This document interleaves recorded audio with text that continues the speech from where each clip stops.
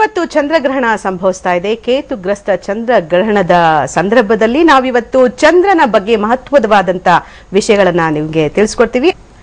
ಇಂದು ಕೇತುಗ್ರಸ್ತ ಚಂದ್ರಗ್ರಹಣ, ಮನುಷ್ಯನ ಮೇಲೆ ಚಂದ್ರನ ಪರಿಣಾಮಗಳು ಏನೇನು, ಜ್ಯೋತಿಷ್ಯದಲ್ಲಿ ಚಂದ್ರನಿಗಿರುವಂತಹ ಮಹತ್ವ ಏನು, ಶಾಸ್ತ್ರ ಪುರಾಣಗಳಲ್ಲಿ ಚಂದ್ರನ ಬಗ್ಗೆ ಇರುವಂತಹ ಉಲ್ಲೇಖಗಳೇನು, ಇದೇ ಹೊತ್ತಿನ ವಿಶೇಷ ಕಾರ್ಯಕ್ರಮ ಚಮತ್ಕಾರಿ ಚಂದ್ರ.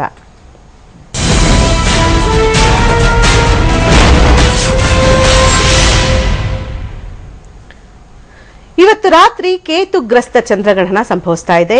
ಇದು 2017ನೇ ಇಸ್ವಿಯ ಮೊದಲ ಗ್ರಹಣ.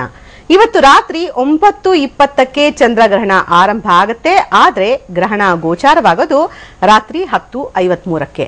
10:53ಕ್ಕೆ ಗ್ರಹಣ ಆರಂಭ ಆದ್ರೆ ತಡರಾತ್ರಿ 12:48ರವರೆಗೆ ಗ್ರಹಣ ಇರುತ್ತೆ.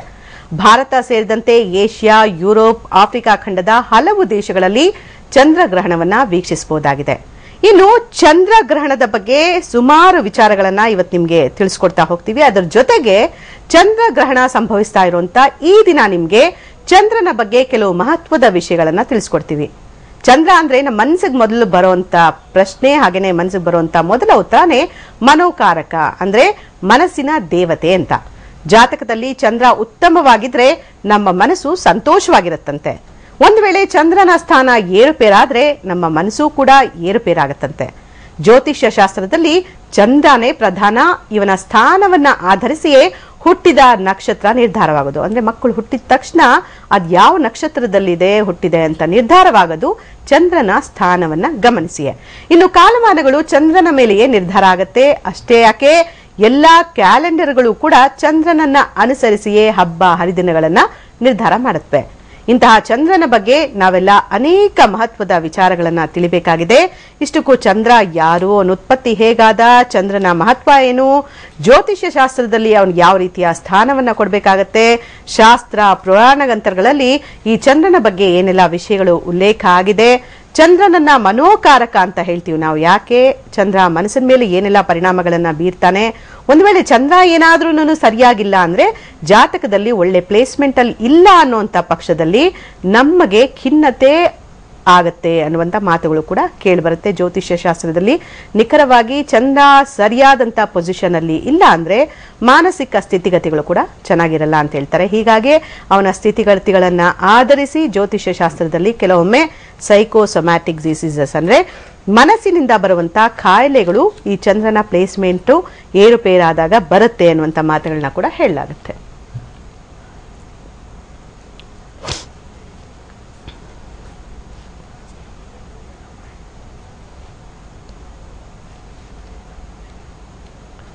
ಇನ್ನು ಚಂದ್ರಗ್ರಹಣ ಸಂಭವಿಸ್ತಾ ಇರುವಂತ ಈ ಹಿನ್ನೆಲೆಯಲ್ಲಿ ಚಂದ್ರ ಅನ್ನುವಂಥವನು ಯಾರು, ಅವನ ಉತ್ಪತ್ತಿ ಹೇಗಾಯಿತು, ಚಂದ್ರ ನಮ್ಮ ಜಾತಕದಲ್ಲಿ, ಶಾಸ್ತ್ರಗಳಲ್ಲಿ, ಪುರಾಣಗಳಲ್ಲಿ ಏನ್ ಹೇಳಿದ್ದಾರೆ ಚಂದ್ರನ ಬಗ್ಗೆ, ಎಲ್ಲ ಮಹತ್ವದ ವಿಚಾರಗಳನ್ನ ತಿಳಿಸ್ಕೊಳ್ಳಿಕ್ಕೋಸ್ಕರ ನಮ್ಮ ಜೊತೆ ಇದ್ದಾರೆ ಗವಿ ಗಂಗಾಧರೇಶ್ವರ ದೇವಸ್ಥಾನದ ಪ್ರಧಾನ ಅರ್ಚಕರಾದ ಡಾಕ್ಟರ್ ಸೋಮಸುಂದರ್ ದೀಕ್ಷಿತ್ ಅವರು. ಹಾಗೇನೆ ನಮ್ಮ ಜೊತೆಗಿರ್ತಾರೆ ಮೈಸೂರು ಸ್ಟುಡಿಯೋದಲ್ಲಿ ಡಾಕ್ಟರ್ ಶಲಪಿಳ್ಳ ಅಯ್ಯಂಗಾರ್ ಅವರು, ಧಾರ್ಮಿಕ ಚಿಂತಕರು, ಹಾಗೇನೆ ಜ್ಯೋತಿಷಿ ಮತ್ತು ಆಗಮಶಾಸ್ತ್ರ ಪಂಡಿತರಾದಂಥ ಡಾಕ್ಟರ್ ಭಾನುಪ್ರಕಾಶ್ ಶರ್ಮಾ ಅವರು ನಮ್ಮ ಜೊತೆಗೆ ಸಂಪರ್ಕದಲ್ಲಿರ್ತಾರೆ. ಇನ್ನು ಧಾರ್ಮಿಕ ಚಿಂತಕರಾದ ವೇಣುಗೋಪಾಲಾಚಾರ್ಯ ಅಗ್ನಿಹೋತ್ರಿ ಅವರು ಕೂಡ ನಮ್ಮ ಜೊತೆಗಿರ್ತಾರೆ. ಮೊದಲು ನಾನು ಚರ್ಚೆ ಆರಂಭ ಮಾಡ್ತೀನಿ ಸೋಮಸುಂದರ್ ದೀಕ್ಷಿತ್ ಅವ್ರ ಜೊತೆಗೆ. ನಮಸ್ಕಾರ ಗುರುಗಳೇ. ಚಂದ್ರಗ್ರಹಣ ಇವತ್ತು ಸಂಭವಿಸ್ತಾ ಇದೆ. ಸೊ ಈ ಹಿನ್ನೆಲೆಯಲ್ಲಿ ಚಂದ್ರ ಗ್ರಹಣ ಅಂದ್ರೆ, ಇವಾಗ ಸೂರ್ಯಗ್ರಹಣ ಅಂತಂದ್ರೆ ಸೂರ್ಯಗ್ರಹಣ ನೋಡಬಾರ್ದು, ತುಂಬಾ ಹೆದರಿಕೆಯ ಗ್ರಹಣದ ಕಿರಣಗಳು ಬಿದ್ದರೆ ತುಂಬಾ ಆರೋಗ್ಯದ ಮೇಲೆ ಏರುಪೇರಾಗತ್ತೆ, ತೊಂದರೆಗಳಾಗತ್ತೆ ಅಂತೆಲ್ಲ ಹೇಳ್ತಾರೆ. ಈ ಚಂದ್ರಗ್ರಹಣ ವೀಕ್ಷಿಸುವಂತ ಗ್ರಹಣ, ನೋಡ್ಕೊಂಡು ಚಂದ್ರಗ್ರಹಣವನ್ನ ಜಪ ತಪಗಳನ್ನ ಮಾಡೋದು ತುಂಬಾ ಶ್ರೇಯಸ್ಸು ಅಂತ ಹೇಳ್ತಾರೆ. ಸೊ ಈ ಹಿನ್ನೆಲೆಯಲ್ಲಿ ಚಂದ್ರನ ಬಗ್ಗೆ ಏನ್ ಮಹತ್ವವಾದಂತ ವಿಚಾರಗಳನ್ನ ಹೇಳ್ತೀರಾ ತಾವು ಅಂತ? ಈಗ ಚಂದ್ರ ಅಂದರೆ ಸೌಮ್ಯ ಅಂತೇಳಿ, ಸೂರ್ಯ ಅಂದರೆ ಉಗ್ರ. ಸಾಮಾನ್ಯವಾಗಿ ನಾವು ಪೂರ್ಣ ಚಂದ್ರನ ಬೆಳಕಿನಲ್ಲಿ ಆನಂದವಾಗಿ ಕೂತ್ಕೊಂಡು ಕಾಲ ಕಳೀಬೋದು. ಆದರೆ 12 ಗಂಟೆಗೆ ಬಂದಂಥ ಸೂರ್ಯನ ಹತ್ರ ನಾವು ನಿಂತ್ಕೊಳ್ಳೋಕ್ಕಾಗಲ್ಲ. ನಮ್ಗೆ ಕೊಡೆ ತಕ್ಷಣ ಬೇಕು, ಮರಳಿನ ನೆರಳು ಬೇಕು, ಇಲ್ಲ ಮನೆಯೊಳಗೆ ಹೋಗಿ ಸೇರ್ಕೋಬೇಕು, ಏನೋ ಒಂದು ವ್ಯವಸ್ಥಿತ. ಅದು ಉಗ್ರವಾದ ಒಂದು ಗ್ರಹ, ಇದು ಸೌಮ್ಯವಾದ ಗ್ರಹ. ಆದರೆ ಚಂದ್ರನಿಗೆ ಬೆಳಕು ಬರೋದು ಸೂರ್ಯನಿಂದನೇ ಅಂತಲೇ ಪ್ರತೀತಿ. ಸೂರ್ಯನ ಬೆಳಕಿನಿಂದ ಚಂದ್ರ ಉತ್ಪತ್ತಿಯಾಗಿ ಅವನ ಬೆಳಕನ್ನು ನೀಡ್ತಾನೆ. ಅದರಲ್ಲಿ ಕ್ಷೀಣಚಂದ್ರ, ವೃದ್ಧಿಚಂದ್ರ ಅಂತ ಎರಡು ನಾವು ಮಾಡಿದ್ದೀವಿ. ಈಗ ಕ್ಷೀಣಚಂದ್ರ ಅಂದರೆ ದಿನೇ ದಿನೇ ಕಮ್ಮಿ ಆಗ್ತಾ ಬಂದು ಅಮಾವಾಸ್ಯ ದಿನ ಪೂರ್ತಿ ಚಂದ್ರನ ದರ್ಶನವೇ ಇರೋದಿಲ್ಲ. ಸೊ ವೃದ್ಧಿಚಂದ್ರ ಅಂದಾಗ ಅಮಾವಾಸ್ಯೆಯಿಂದ ಪೌರ್ಣಮಿವರೆಗೂ ಬೆಳೀತಾ ಬೆಳೀತಾ ಬೆಳೀತಾ ಪೌರ್ಣಮಿ ಎಂದು ಪೂರ್ಣಚಂದ್ರನಾಗ್ತಾನೆ. ಅಂತಹ ಪೂರ್ಣವಾಗಿರೋ ಚಂದ್ರನ ಮೇಲೆ ಇವತ್ತು ರಾಹುವಿನ ಒಂದು ಗಲಾಟೆ ಇದೆ. ಅದು ರಾಹುಗ್ರಸ್ತ ಚಂದ್ರಗ್ರಹಣ ನಡೀತಾ ಇದೆ. ಗ್ರಹಣಗಳು ಅಂದಾಗ ಒಂದು ಗ್ರಹ ಇನ್ನೊಂದು ಗ್ರಹವನ್ನು ಹಿಡಿಯೋದು ಅಂತೇಳಿ. ಈ ತಡೆಯುವಂತ ಪ್ರಕ್ರಿಯೆ ಯಾಕಾಗತ್ತೆ ಅಂತ ಈಗ ಅದರೊಳಗಿಂದು ಒಂದು ವೈಶಿಷ್ಟ್ಯತೆ ಏನಾಗುತ್ತೆ, ಭೂಮಿಯ ಗ್ರಾಸದಿಂದ ಅದು ಪ್ರದಕ್ಷಿಣೆಯನ್ನು ಮಾಡೋ ಕಾಲದಲ್ಲಿ ಎರಡೂ ಗ್ರಹಗಳು ಒಂದು ಕಡೆ ಬಂದು ಸೇರಿದಾಗ ಅದು ಪರಸ್ಪರ ಬಾಧೆ. ಈಗ ಚಂದ್ರ ನಾವು ನೋಡ್ತಾ ಇರ್ತೀವಿ, ಅಲ್ಲಿಂದ ಹಾಗೇ ಬರ್ತಾ ಇರ್ತಾನೆ, ಹೋಗ್ತಾ ಇರುತ್ತೆ, ಅದು ಪ್ರದಕ್ಷಿಣಾ ರೂಪದಲ್ಲಿ ನಡೀತಾ ಇರುತ್ತೆ. ಆ ಪ್ರದಕ್ಷಿಣಾ ರೂಪದಲ್ಲಿ ನಡೆಯುವಂಥ ಕಾಲದಲ್ಲಿ ಇಬ್ಬರು ಒಂದು ಕಡೆ ಸೇರುವಂಥ ದಿನವೇ ಈ ಗ್ರಹಣದ ಒಂದು ವೈಶಿಷ್ಟ್ಯತೆ. ಇದು ಹಿಡಿಯೋದ್ರಿಂದ ಏನಾಗುತ್ತೆ, ಆ ಗ್ರಹಗಳಲ್ಲಿ ಯಾವತ್ತು ಆ ನಕ್ಷತ್ರದ ದಿನ ವಿಶೇಷವಾಗಿ ಹುಟ್ಟಿರ್ತಾರೋ ಅಂತ ಅವರಿಗೆ ಒಂದು ಸ್ವಲ್ಪ ಬಾಧೆ ಇರುತ್ತೆ. ಸೊ ಇವತ್ತಿನ ಗ್ರಹಣದಲ್ಲಿ ಶ್ರವಣ ನಕ್ಷತ್ರ ಮಕರ ರಾಶಿಯವರಿಗೆ ಅಂತೇಳಿ ನಾವೊಂದು ತೀರ್ಮಾನ ತಗೊಂಡಿದ್ವಿ. ಆ ನಕ್ಷತ್ರದವರಿಗೆ, ಆ ರಾಶಿಯವರಿಗೆ ಅವತ್ತಿನ ಚಂದ್ರನ ದೃಷ್ಟಿ, ರಾಹುವಿನ ದೃಷ್ಟಿ ಚಂದ್ರನ ಮೇಲೆ ಬಿದ್ದಿರೋದ್ರಿಂದ ಆ ಗ್ರಹದವರಿಗೆಲ್ಲ ಒಂದಷ್ಟು ತೊಂದರೆ ಇದೆ ಅಂತ ಒಂದು ವಿಷಯ. ಓಕೆ, ಸರಿ. ಮನೋಕಾರಕ ಆಗಿರೋದ್ರಿಂದ ಆ ರಾಶಿ ನಕ್ಷತ್ರದವರಿಗೆ ಮನಸ್ಸಿನ ಮೇಲೇನೆ ಪ್ರಭಾವ ಬೀರುತ್ತಾ, ಮನಸ್ಸು ಹಾಳಾಗತ್ತಾ? ಸಾಮಾನ್ಯವಾಗಿ ಚಂದ್ರನ ಮನೋನಿಯಾಮಕ ಮನೋಕಾರಕ ಎರಡೂ ಹೇಳ್ತೀವಿ. ಮನೋನಿಯಾಮಕ ಅನ್ನುವಾಗ ಈಶ್ವರನ ಸೂರ್ಯ ಚಂದ್ರಾಗ್ನಿ ನೇತ್ರ ನಮಃ ಅಂತ ಈಶ್ವರನ ನಾವು ಕರಿತೀವಿ. ಒಂದು ಕಣ್ಣು ಸೂರ್ಯ, ಒಂದು ಕಣ್ಣು ಚಂದ್ರ, ಅಗ್ನಿಯ ಒಂದು ನೇತ್ರ, 3 ನೇತ್ರಗಳು ಈಶ್ವರನಿಗಿದೆ ಅಂತೇಳಿ. ಈಶ್ವರನಿಗೆ ಮನೋನಿಯಾಮಕ ಅಂತೇಳಿ ಭಾಗವತದಲ್ಲಿ ಬಹಳ ಚೆನ್ನಾಗಿ ವಿಶ್ಲೇಷಣೆ ಮಾಡಿದ್ದಾರೆ. ಅಂತ ಮನೋನಿಯಾಮಕನ ಕಣ್ಣಾಗಿರುವಂಥವನು ಮನಸ್ಕಾರಕ ಆಗ್ತಾನೆ. ಏನು ಸ್ವಾಮಿಯನ್ನು ನಾವು ಪ್ರಾರ್ಥನೆ ಮಾಡ್ತೀವಿ, ಏನು ಅವನನ್ನು ಬೇಡ್ತೀವಿ, ಇವಾಗ ಚಂದ್ರನಲ್ಲಿ ಏನಾದರೂ ದೋಷಗಳಿದ್ದಾಗ ನಾವು ಈಶ್ವರನ ಆರಾಧನೆಯನ್ನು ಮಾಡಿದಾಗ ನಮ್ಗೆ ಅದರ ನಿವೃತ್ತಿ ಆಗುತ್ತೆ. ಯಾಕಂದ್ರೆ ಈಶ್ವರನ ಕಣ್ಣುಗಳಾಗಿರುವಂಥ ಚಂದ್ರನಿಗೆ ನಾವು ಈಶ್ವರನನ್ನೇ ಪೂಜೆ ಮಾಡಿದಾಗ ಆ ಕಣ್ಣಿನ ಪ್ರಭಾವ, ಆ ದೃಷ್ಟಿಯ ಪ್ರಭಾವದಿಂದ ನಮ್ಮೆಲ್ಲ ದೋಷಗಳು ನಿವೃತ್ತಿ ಆಗುತ್ತೆ ಅನ್ನೋದು ಒಂದು ಮನೋನಿಯಾಮಕವಾದ ವಿಷಯ. ಸರಿ, ಅಂದ್ರೆ ಶಿವನಿಗೆ ಮೊರೆ ಹೋಗ್ಬೇಕು, ಖಂಡಿತ ಚಂದ್ರನಿಂದ ಯಾರ್ಯಾರು ದೋಷಗಳು ಬರುತ್ತೋ ಅಂತ ಹೇಳ್ತೀರಾ? ಸರಿ, ಮತ್ತಷ್ಟು ಮಾತಾಡ್ತೀನಿ ನಿಮ್ ಜೊತೆಗೆ ದೀಕ್ಷಿತ್ರೆ. ಇನ್ನು ಡಾಕ್ಟರ್ ಶಲಪಿಳ ಅಯ್ಯಂಗಾರ್, ಧಾರ್ಮಿಕ ಚಿಂತಕರು ನಮ್ಮ ಜೊತೆಗೆ ಮೈಸೂರು ಸ್ಟುಡಿಯೋದಿಂದ ಇದ್ದಾರೆ. ನಮಸ್ಕಾರ ಡಾಕ್ಟರ್ ಶಲಪಿಳ ಅಯ್ಯಂಗಾರ್ ಅವರೇ. ಸೊ ಚಂದ್ರನ ಬಗ್ಗೆ ಇವತ್ತು ಮಾತಾಡ್ಲಿಕ್ಕೆ ಹೊರಟಿದೀವಿ. ಇವತ್ತು ಚಂದ್ರಗ್ರಹಣ ನಡೀತಾ ಇರೋದ್ರಿಂದ ಚಂದ್ರನ ಬಗ್ಗೆ ಜನರಿಗೆ ಗೊತ್ತಿಲ್ಲದಂತ ವಿಚಾರಗಳನ್ನ ತಿಳಿಸ್ಕೊಡ್ಬೇಕಾಗಿದೆ. ಸೊ ಈ ಚಂದ್ರ ಅಂದ ಕೂಡಲೇ ಗ್ರಹಗಳಲ್ಲಿ ಮುಖ್ಯ ಅಂತ ಗೊತ್ತಾಗತ್ತೆ. ಇವನ್ ಯಾವ ತರ ಚಲಿಸ್ತಾನೆ, ಇವನ್ ಚಲನವನ್ನ ಹೇಗಿರುತ್ತೆ, ಚಂದ್ರನ ಬಗ್ಗೆ ಎಲ್ರಿಗೂ ಕೂಡ ಗೊತ್ತಾಗ್ಲೇಬೇಕಾಗಿರುವಂತ ವಿಷಯಗಳು ಏನು ಅಂತ ಹೇಳ್ತೀರಾ ಸರ್?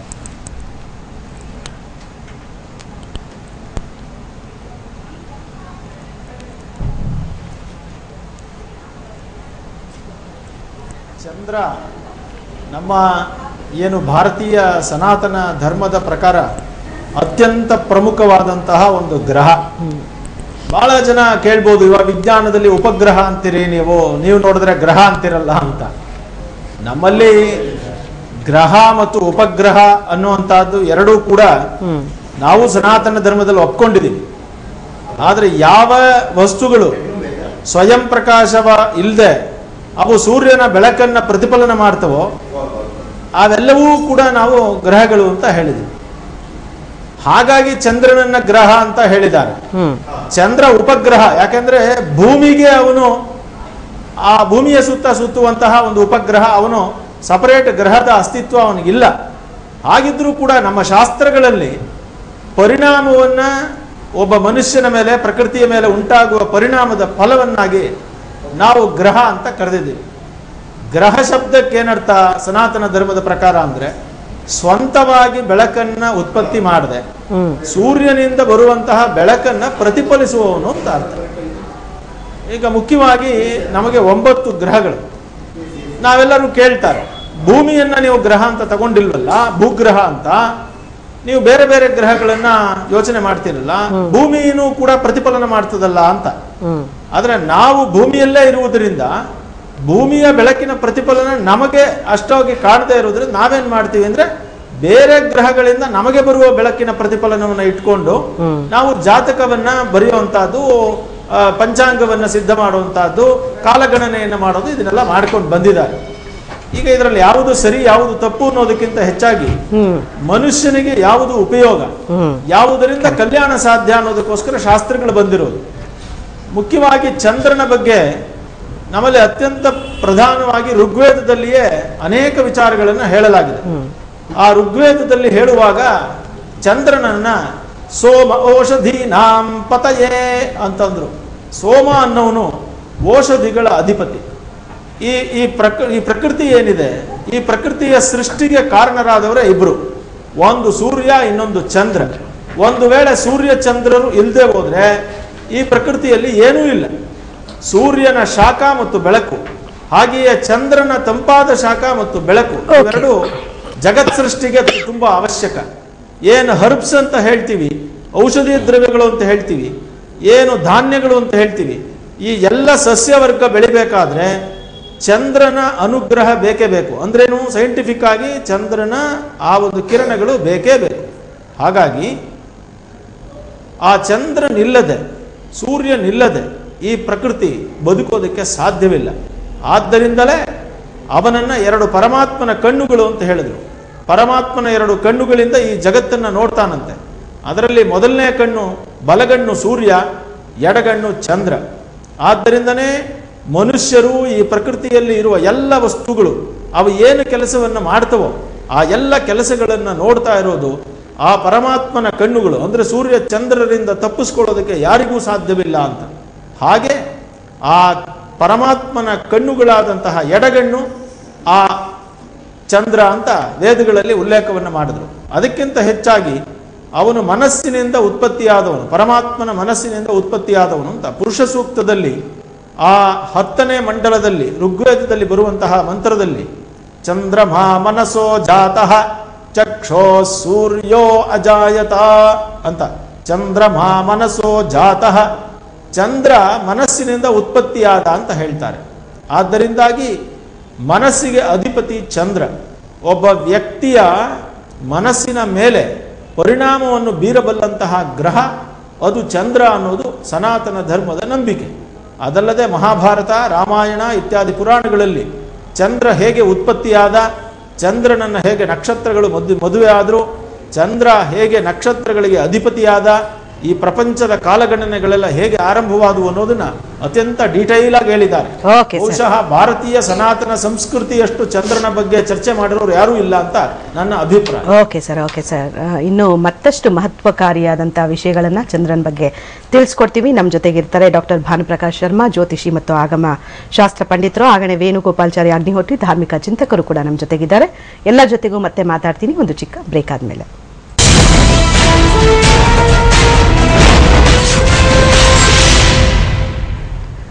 ಚಮತ್ಕಾರಿ ಚಂದ್ರ ವಿಶೇಷ ಕಾರ್ಯಕ್ರಮಕ್ಕೆ ಮತ್ತೊಮ್ಮೆ ಸ್ವಾಗತ. ನಾನೀಗ ಮಾತಾಡ್ತೀನಿ ಭಾನುಪ್ರಕಾಶ್ ಶರ್ಮಾ ಅವ್ರ ಜೊತೆಗೆ.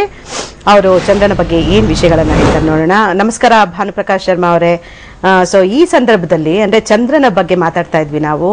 ಚಂದ್ರನ ಉತ್ಪತ್ತಿ ಪುರಾಣ ಶಾಸ್ತ್ರಗಳಲ್ಲಿ ಸಾಕಷ್ಟು ಉಲ್ಲೇಖಗಳಿದೆ. ಈಗ ಈ ಚಂದ್ರ ಮನೋಕಾರಕ ಅನ್ನೋದ್ರ ಜೊತೆಗೆ ಚಂದ್ರನನ್ನ ಒಂದು ದೇವತೆಯಾಗಿ ನಾವೆಲ್ಲ ನೋಡ್ತೀವಿ ಹಿಂದೂಗಳು.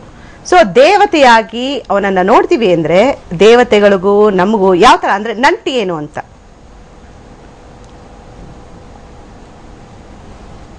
ಹೌದಮ್ಮ, ಚಂದ್ರನ ಬಗ್ಗೆ ಅನೇಕ ವಿಚಾರಗಳನ್ನ ಪುರಾಣದಲ್ಲಿ ಉಲ್ಲೇಖ ಮಾಡಿದ್ದಾರೆ.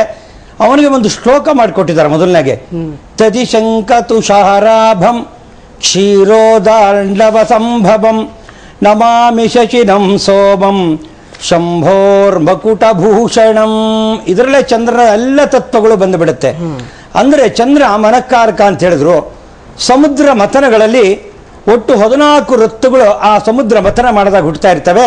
ಅದರಲ್ಲಿ ಮೊದಲನೇ ಕಾರ್ಕೋಟಕ ಅನ್ನೋನು ಬರ್ತಾನೆ, ಹೀಗೆ ಐರಾವತ ಬರ್ತದೆ, ಕಲ್ಪವೃಕ್ಷ, ಹೀಗೆ ಎಲ್ಲ ಬಂದಾಗ ಅದರಲ್ಲಿ ಚಂದ್ರನು ಸಹಿತ ಅಲ್ಲಿ ಹುಟ್ಟಿದ್ದಾನೆ. ಬಂದು ವಿಷ್ಣುವಿನಲ್ಲಿ ಸೇರ್ಕೊಂಡ್ಬಿಟ್ಟಿರ್ತಾನೆ. ಪುನಃ ಅವನು ಚಂದ್ರನ ವಿಚಾರ ಮಧ್ಯದಲ್ಲಿ ಬರೋದಿಲ್ಲ.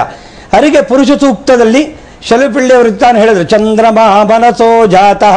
ಪುನಃ ಅವನು ಶ್ರೀಕೃಷ್ಣ ಮತ್ತು ಮಹಾವಿಷ್ಣುವಿನ ಮನಸ್ಸಿನಲ್ಲಿ ಉತ್ಪಾದನೆ ಆಗಿ ಹೊರಗಡೆ ಬರ್ತಾನೆ. ಅದಕ್ಕೋಸ್ಕರ ಬಂದಂತ ಅವನ ಮನಸ್ಸಿಗೆ ಕಾರಕ ಅಂತ ಹೇಳ್ತಾರೆ.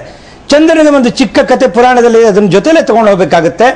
ಚಂದ್ರನಿಗೆ ಏನಾಗ್ತಾರೆ ಅಂದ್ರೆ 27 ಜನ ಹೆಂಡತಿ ಇರುವಂತ ಕರಿತೀವಿ. ದಕ್ಷ ಬ್ರಹ್ಮನಿಗೆ 27 ಜನ ಮಕ್ಕಳಿರ್ತಾರೆ, ಕುಮಾರಿಯರು.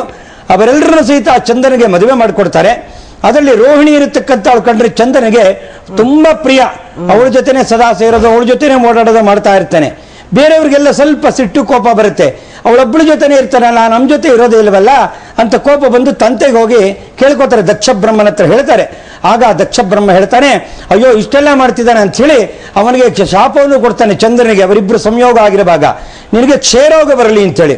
ಆದ್ರಿಂದ ಶಾಪಗ್ರಸ್ತರ ಚಂದ್ರ ಓಡಾಟೋಗ್ತಾನೆ. ಎಲ್ಲೂ ಜಾಗ ತೆಗೆದ ಈಶ್ವರನ ಹತ್ರ ಹೋಗಿ ಪ್ರಾರ್ಥನೆ ಮಾಡಿ ಕೇಳ್ತಾನೆ. ಆಗ ಈಶ್ವರ ಅಭಯ ಹಸ್ತವನ್ನು ಕೊಟ್ಟವನಿಗೆ ತನ್ನ ತಲೆಯ ಮೇಲೆ ಆ ಒಂದು ಚಂದ್ರನ ಇರಿಸ್ಕೋತಾನೆ. ಹೀಗೆ ಸ್ವಲ್ಪ ದಿನ ಆದಮೇಲೆ ದಕ್ಷ ಬ್ರಹ್ಮ ಈ ನಾವು ದಾರಿಯಲ್ಲಿ ಬರ್ತಿರುವಾಗ ಈಶ್ವರನ ಆಶ್ರಯದಲ್ಲಿದ್ದಾನೆ ಅಂತ ಗೊತ್ತಾಗುತ್ತೆ. ಏನಾದ್ರೂ ಮಾಡಿ ಅವನನ್ನ ಹುಡ್ಕೊಂಡು ಹೋಗ್ಬೇಕು ಅಂದಾಗ ಈಶ್ವರ ಬ್ರಾಹ್ಮಣ ವೇಷದಲ್ಲಿ ಬಂದು ನಿಂತಿರ್ತಾನೆ. ದಕ್ಷ ಬ್ರಹ್ಮನ ಹತ್ತಿರ ಬಂದು ನಮಸ್ಕಾರ ಮಾಡ್ತಾನೆ ದಕ್ಷ ಅವನಿಗೆ. ಆಗ ನಿನ್ನಲ್ಲಿರೋ ಕೋಪ ಶಮನ ಆಗ್ಲಿ ಅಂತ ಹೇಳ್ತಾನೆ. ಆಗ ಅವನಿಗೆ ಪ್ರತ್ಯಕ್ಷ ಆಗ್ತಾನೆ ಶಿವ. ನೋಡಿದ್ರೆ ಚಂದ್ರ ಮೇಲಿರ್ತಾನೆ, ಕೋಪ ಮಾಡ್ಕೊಳ್ಳೋಗಿಲ್ಲ. ನಾನು ಶಾಪವನ್ನು ಕೊಟ್ಟು ಬಿಟ್ಟಿದ್ದಿಲ್ಲ ಅಂದಾಗ ಅದಕ್ಕೋಸ್ಕರನೇ ಚಂದ್ರ ಶುಕ್ಲ ಪಕ್ಷದಲ್ಲಿ ವೃದ್ಧಿ ಆಗ್ತಾನೆ, ಕೃಷ್ಣ ಪಕ್ಷದಲ್ಲಿ ಕ್ಷೀಣಿಸ್ತಾ ಹೋಗ್ತಾನೆ. ಅದಕ್ಕೆ ಚೂರು ಅಕ್ಷಯ ಶಾಪ ಹೇಗಾರಿ ಇರಲೇಬೇಕಲ್ಲ ಅಂತ ಕೇಳ್ತಾರೆ. ಆಗ ಶುಕ್ಲ ಪಕ್ಷದಲ್ಲಿ ವೃದ್ಧಿ ಅಂದ್ರೆ ಚಿಕ್ಕದಾಗಿ ದೊಡ್ಡದಾಗ್ತಾ ಪೌರ್ಣಮಿಯಲ್ಲಿ ದೊಡ್ಡದಾಗ್ತಾನೆ, ಆಮೇಲೆ ಚಿಕ್ಕದಾಗ್ತಾ ಬರಲಿ ಅಂತ ಸಮಾಧಾನ ಪಡಿಸಿ ಲೋಕದಲ್ಲೇ ಚಂದ್ರಮೌಳೇಶ್ವರ ಮತ್ತು ಚಂದ್ರನಿಗೆ ವಿಶೇಷ ಸ್ಥಾನಮಾನ ಕೊಟ್ಟಿದ್ದಾರೆ. ಹಾಗೆ ಜ್ಯೋತಿಷ್ಯದಲ್ಲಂತೂ ಅದ್ಭುತವಾಗಿದೆ. ಯಾಕೆಂದ್ರೆ ಚಂದ್ರ ವೃಷಭ ರಾಶಿಯಲ್ಲಿ ಉಚ್ಚ ಆಗ್ತಾನೆ, ಕರ್ಕಾಟಕ ರಾಶಿಯಲ್ಲಿ ನೀಚ ಆಗ್ತಾನೆ. ಅದರ ವಿಚಾರಗಳನ್ನ ಮುಂದೆ ನಾನು ಅನೇಕ ವಿಚಾರಗಳಿದೆ ಅದನ್ನು ತಿಳಿಸಬೇಕು, ಅದನ್ನು ಸಹಿತ ತಿಳಿಸ್ಕೊಡ್ತೀನಿ. ಅದೇ ವಿಶೇಷವಾದ ಚಂದ್ರನ ಅನೇಕ ಗತಿಗಳನ್ನ ತಿಳಿಸ್ಕೊಂಡು ಹೋಗೋಣ. ಸರಿ ಸರಿ ಡಾಕ್ಟರ್ ಭಾನುಪ್ರಕಾಶ್ ಶರ್ಮಾ ಅವರೇ, ವೇಣುಗೋಪಾಲಾಚಾರ್ಯ ಅಗ್ನಿಹೋತ್ರ ಅವರೇ ನಮಸ್ಕಾರ. ನೋಡಿ, ಚಂದ್ರ ಎಲ್ಲಿದ್ದಾನೆ ಅಂದ್ರೆ ಶಿವನ ಜೊತೆಯಲ್ಲಿದ್ದಾನೆ. ಶ್ರೀರಾಮ ಅಂತ ಕರೆಯಲ್ಲ ನಾವು, ಶ್ರೀರಾಮಚಂದ್ರ ಅಂತ ಹೇಳ್ತೀವಿ. ಸೊ ಹೀಗೆ ದೇವತೆಗಳ ಜೊತೆಗೆ ಚಂದ್ರ ಇದ್ದಾನೆ ಅನ್ನುವಂಥದ್ದು ಏನಕ್ಕೋಸ್ಕರ ಅವನಿಗೆ ಅಂತ ಒಂದು ಪ್ರಮುಖ ಸ್ಥಾನ ಕೊಟ್ಟಿದ್ದು ಅಂತ. ಸುಂದರ ಚಂದ್ರ ಅಂತ ಹೇಳಿದ್ರೇನೆ, ಈಗ ನಾವು ಉಪಮಾ ಕಾಳಿದಾಸಸ್ಯ ಅಂತ ಹೇಳ್ಬೇಕಾದ್ರೆ ಒಂದು ದೃಷ್ಟಾಂತವನ್ನು ಕೊಡ್ಬೇಕಾದ್ರೆ ಚಂದ್ರಮಿವ ಮುಖಂ ಅಂತ ಅಂದ್ರೆ ಅಷ್ಟು ಸೌಂದರ್ಯ ಅವನಲ್ಲಿ ಇರತಕ್ಕಂತಹದ್ದು ಪ್ರಧಾನ. ಇನ್ನೊಂದು, ಎಲ್ಲ ಔಷಧಿಗಳಿಗೂ ಕೂಡ ಒಡೆಯನಾಗಿದ್ದಾನೆ ಅವನು ಚಂದ್ರ. ಅವನಲ್ಲಿ 16 ಕಲೆಗಳಿದೆ. ಆ ಚಂದ್ರನನ್ನ ಶಶಿನೇ ಸೋಮದೇವಾಯ, ಅಲ್ಲಿ ಅವರನ್ನ ಶೀತದೀತಿಥಿ ಬಿಂಬಾಯ ತಾರಕಾಪತಯೇ ನಮಃ ಅಂತ ಚಂದ್ರನನ್ನ ಸ್ತೋತ್ರ ಮಾಡ್ತಾರೆ. ಆ ಚಂದ್ರ ಅವನಿಂದಲೇನೆ ಜಾತಕದಲ್ಲಿ ಜ್ಯೋತಿಷ್ಯದಲ್ಲಿಯೂ ಕೂಡ ಹೇಳಬೇಕಾದ್ರೆ ಲಗ್ನದಿಂದಲೂ ಗಣನೆಯನ್ನ ಮಾಡುವ ಪದ್ಧತಿ ಇದೆ. ಇನ್ನು ಚಂದ್ರನಿಂದಲೂ ಕೂಡ ಕೌಂಟ್ ಮಾಡುವಂತಹ ಪದ್ಧತಿ ಇದೆ. ಚಂದ್ರನಲ್ಲಿ ಇರತಕ್ಕಂತಹ ಸೌಂದರ್ಯ ಆಗಲಿ, ಅವನಲ್ಲಿರೋ ಆ ಆನಂದವನ್ನ ಕೊಡೋ ಬೆಳಕಾಗ್ಲಿ, ಅದು ಸ್ವತಂತ್ರವಾಗಿರ್ತಕ್ಕಂತಹದ್ದಲ್ಲ. ಇನ್ಯಾವುದರದ್ದು ಅಂತಂದ್ರೆ ಸಂಪೂರ್ಣ ಸೂರ್ಯನ ಒಳಗಡೆ ಇರತಕ್ಕಂತಹ ಎಲ್ಲ ಒಂದು ಆ ಶಾಖ ಇರ್ಬೋದು, ಗುಣಗಳಿರ್ಬೋದು, ಅದನ್ನೆಲ್ಲವನ್ನು ಕೂಡ ತಾನು ಹೀರಿಕೊಂಡು ವಿಶೇಷವಾಗಿ ಅವನು ಸುಂದರನಾಗಿ ಕಾಣ್ತಾನೆ.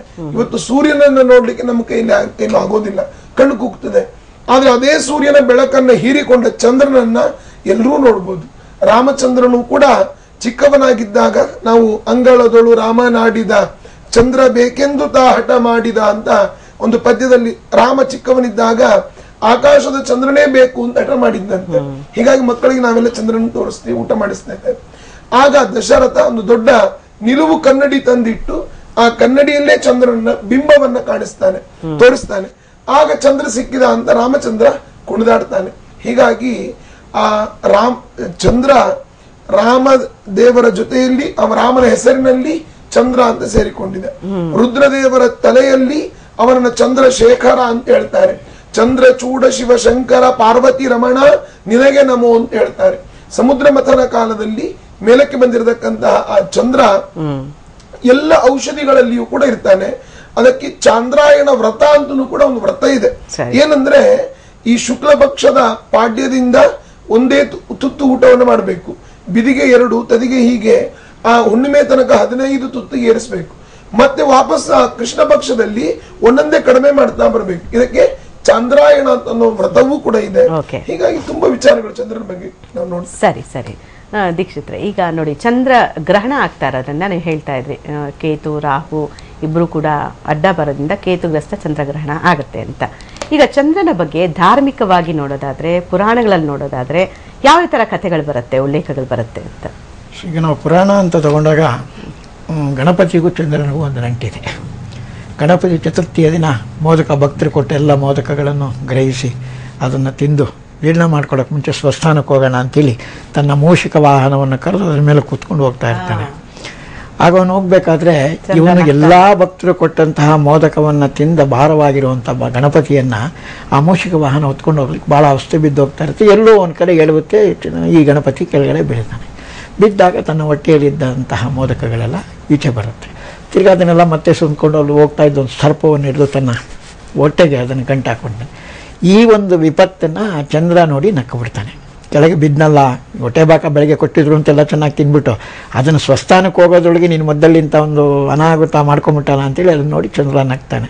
ದ್ರೌಪದಿಯನ್ನು ನೋಡಿ ದುರ್ಯೋಧನ ನಕ್ಕದಾಗ ಹೇಗೆ ಅವನಿಗೆ ಒಂದು ಶಾಪ ವಿಮೋಚನೆ ಆಗಿ ಅವನ ಕಾಲೊಂದು ಅತೀತವಾಯಿತು, ಅದೇ ರೀತಿಯಾಗಿ ಈ ಮಹಾಗಣಪತಿಗೆ ಕೋಪ ಬಂದು ಒಂದು ದಂತವನ್ನು ತೆಗೆದು ಚಂದ್ರನಿಗೆ ಬಿಸಾಕ್ತಾನೆ. ಅದಕ್ಕೆ ಏಕದಂತ ಸ್ವಾಮಿ ಗಣಪತಿಗೆ ಒಂದೇ ದಂತ, ಇನ್ನೊಂದು ದಂತವನ್ನು ಚಂದ್ರನಿಗೆ ಹೊಡೆದಾಗಿ ಈ ಒಂದು ಸಂದರ್ಭದಲ್ಲಿ ಅಂತೇಳಿ.